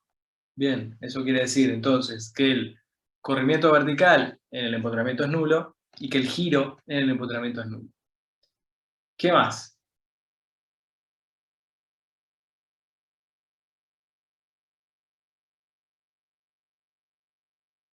Si quieren salten, Bueno, si quieren salten pueden ir con W2, pueden trabajar con el dominio que quieran. ¿Qué otra condición plantearían? ¿Qué pasa con el apoyo fijo que está a la derecha de todo?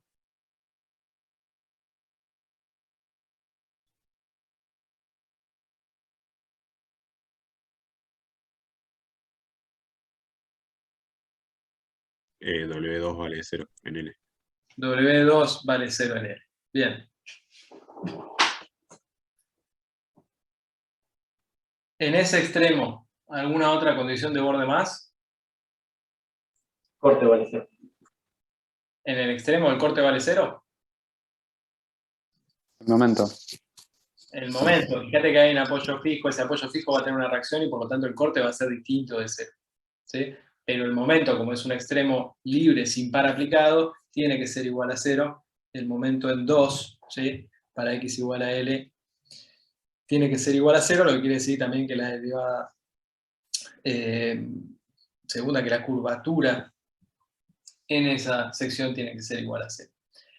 Estas tienen que ver, entonces, fíjense, las primeras 4 que ustedes me plantearon son condiciones del borde de la barra completa.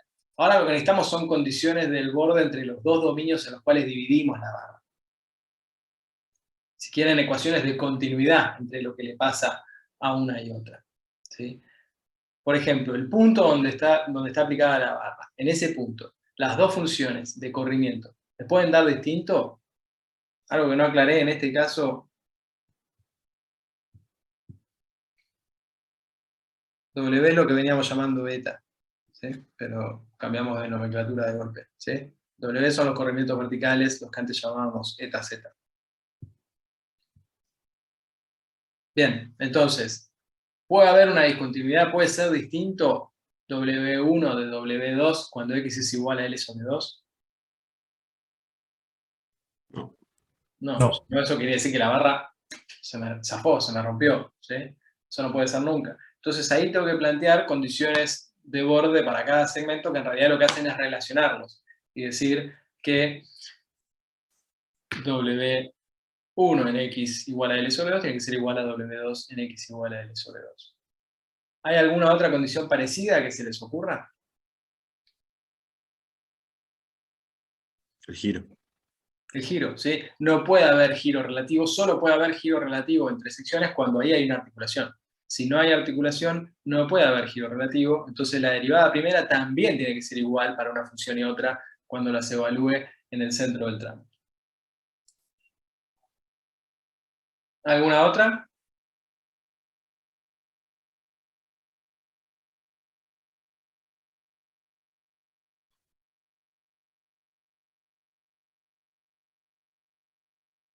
Puede ser que el momento sea 0, sea igual. El momento también tiene que ser igual, ¿sí? Es verdad, va a haber un quiebre en la pendiente, pero no un salto en el diagrama de momentos. Solo puede haber salto en el diagrama de momentos cuando hay ¿qué? Momentos aplicados. Cuando hay un momento aplicado, pero si lo que hay es una fuerza concentrada, lo que va a haber es un cambio de pendiente, es verdad, pero el momento tiene que ser igual. Así que el momento correspondiente a la configuración deformada 1 en x igual a L sobre 2 tiene que ser igual al momento a la función de corrimiento 2, en ese mismo punto. Y nos falta la octava.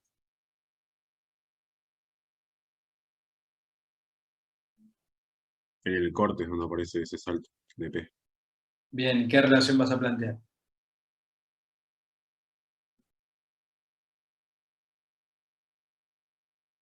El corte debería ser igual a menos de ese salto. O sea, en algún lado tiene que estar sumado. Bien, bien. Entonces lo podemos plantear así, que el corte calculado con la función 1 en x igual a L sobre 2 tiene que ser igual al corte calculado en el segundo punto con la función 2, pero sumándole una carga P. ¿Sí? O sea, que básicamente lo que me está diciendo es que la diferencia entre el valor de corte calculado de un lado o al otro es justamente esa carga P. ¿Bien? Y ahí están las 8 condiciones de borde que necesitamos para resolver el sistema de 8 ecuaciones con 8 incógnitas. Es un problema bastante largo de resolver la configuración deformada de esta barra, ¿sí?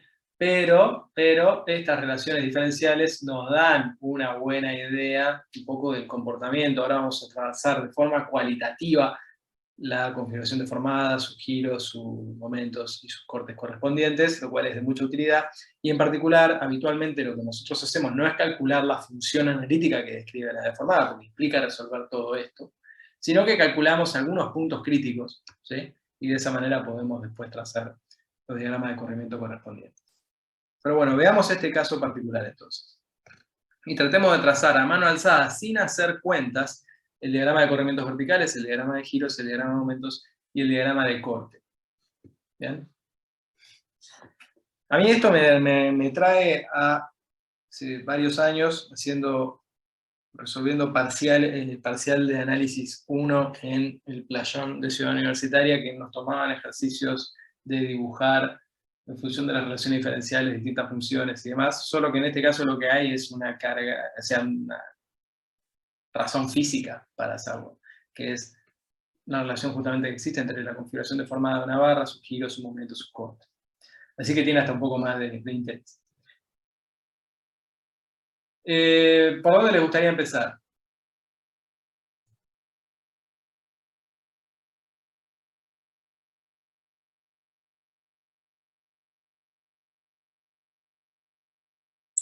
Y corte de momento.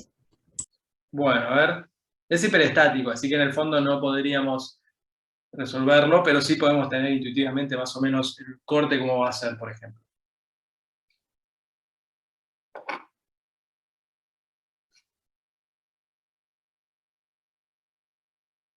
En el vínculo, supongo que negativo hasta P, y después baja P y sigue constante.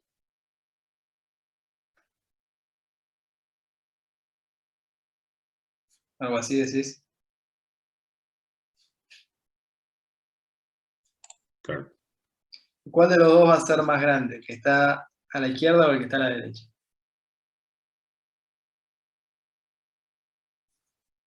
¿O no tenés ni idea?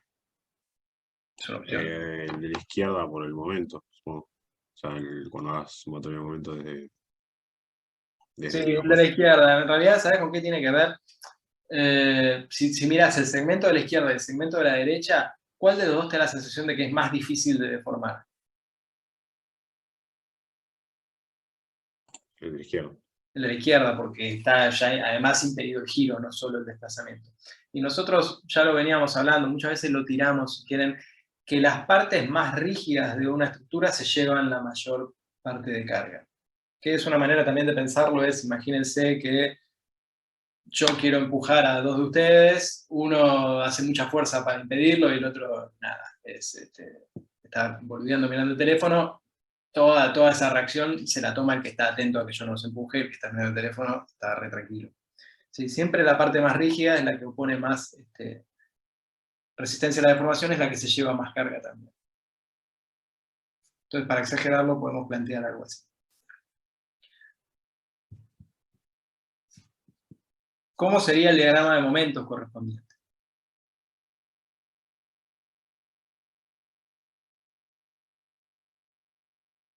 ¿Qué sabemos, por ejemplo, de ese diagrama de momentos? Incluso una de las condiciones de borde que planteamos hace un rato.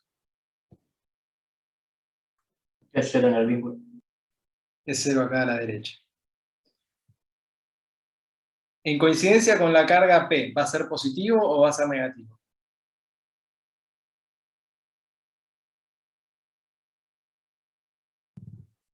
Positivo. Va a ser positivo. Básicamente nosotros estamos asumiendo que acá lo que hay es una reacción de vínculo de este tipo, ¿no? Entonces va a ser positivo, lo cual tiene sentido también con la relación diferencial. Porque si el corte es negativo, lo que quiere decir es que el momento a medida que avanzo en X decrece. Así que es positivo hasta acá, todo este tramo es positivo con pendiente negativa en correspondencia con su diagrama de corte. Y al empotramiento, ¿cómo voy a ir?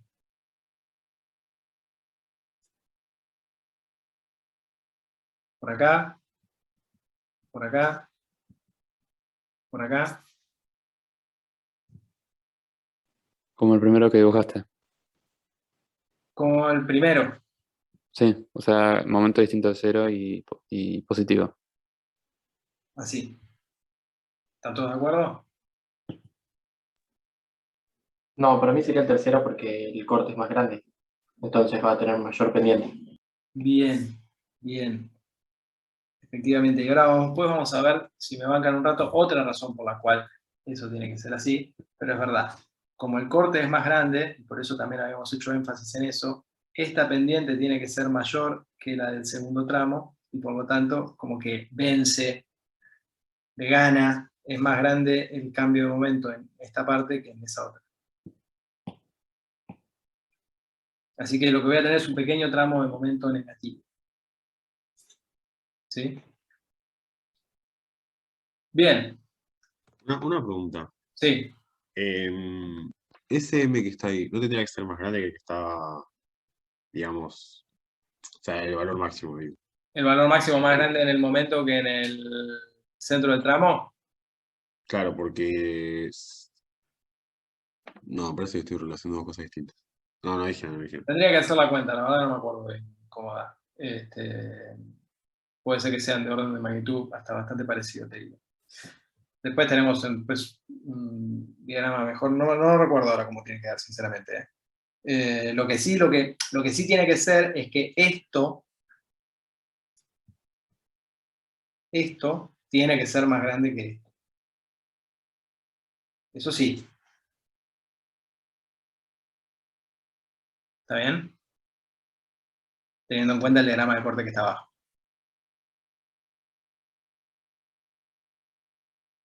¿Hasta ahí estamos? Sí, sí. Bien. Si tenemos entonces el diagrama de momentos, podemos integrar y obtener el diagrama de giros. ¿Qué forma va a tener? ¿Qué función va a ser? Cuadrático. Cuadrática. Bien. ¿Y qué sé de esa función cuadrática? En el extremo izquierdo, ¿cuánto vale? 0. 0. Y si yo me empiezo a mover hacia la derecha, ¿sí? ¿Qué va a pasar? ¿Salgo con pendiente 0 o salgo con pendiente distinta de 0? Distinta de ser. Distinta de 0 porque el momento vale algo, ¿sí? Y en particular, cuando llegue a esta sección que está por acá, ese giro, ¿cómo va a tener que ser? Máximo. Máximo.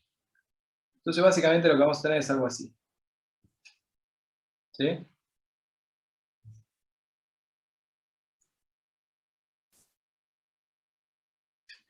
Y después seguiré con la misma parábola, porque eso no cambia, eso no cambia, eso no cambia. ¿Hasta dónde?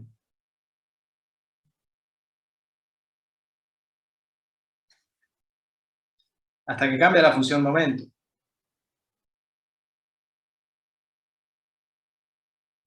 Un poco exagerado esto, déjenme volver.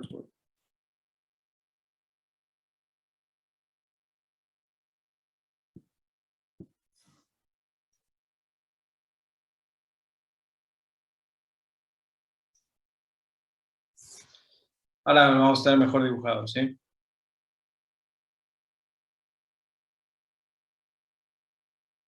Y a partir de acá, lo que cambia, ¿qué es?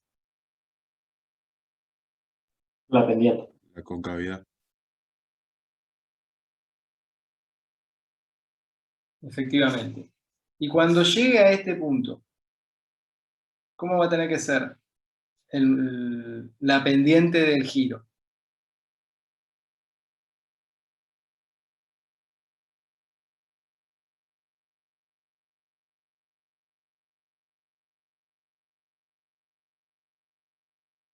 Cuando llegue al extremo. Nula. Nula porque el momento es nulo.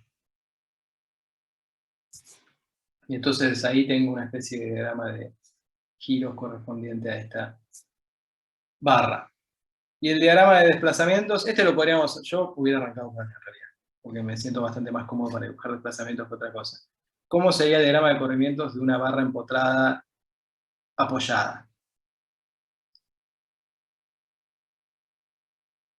El giro en el inicio es 0, así que ¿con qué pendiente salgo? Además de que el desplazamiento es 0 acá y es 0 acá. ¿Con qué pendiente salgo a la izquierda?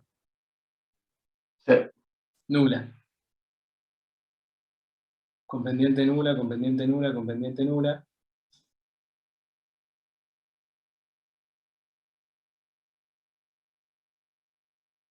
Y acá básicamente después tendremos algo así. Y el máximo debiera coincidir con ese punto en el cual el giro vale 0. ¿Bien? Entonces, viendo esto que está acá, pueden ver también pueden ver dónde tiene que ser el momento positivo y dónde tiene que ser el momento negativo. Porque recuerden, momento negativo, ¿qué decíamos? ¿Qué fibras estaban traccionadas? ¿Las de arriba o las de abajo?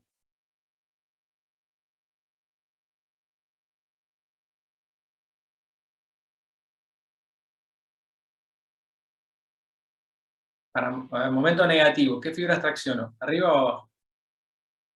Arriba. Abajo. No, momento negativo traccionábamos las de arriba. Para momento negativo. Traccionábamos las fibras de arriba.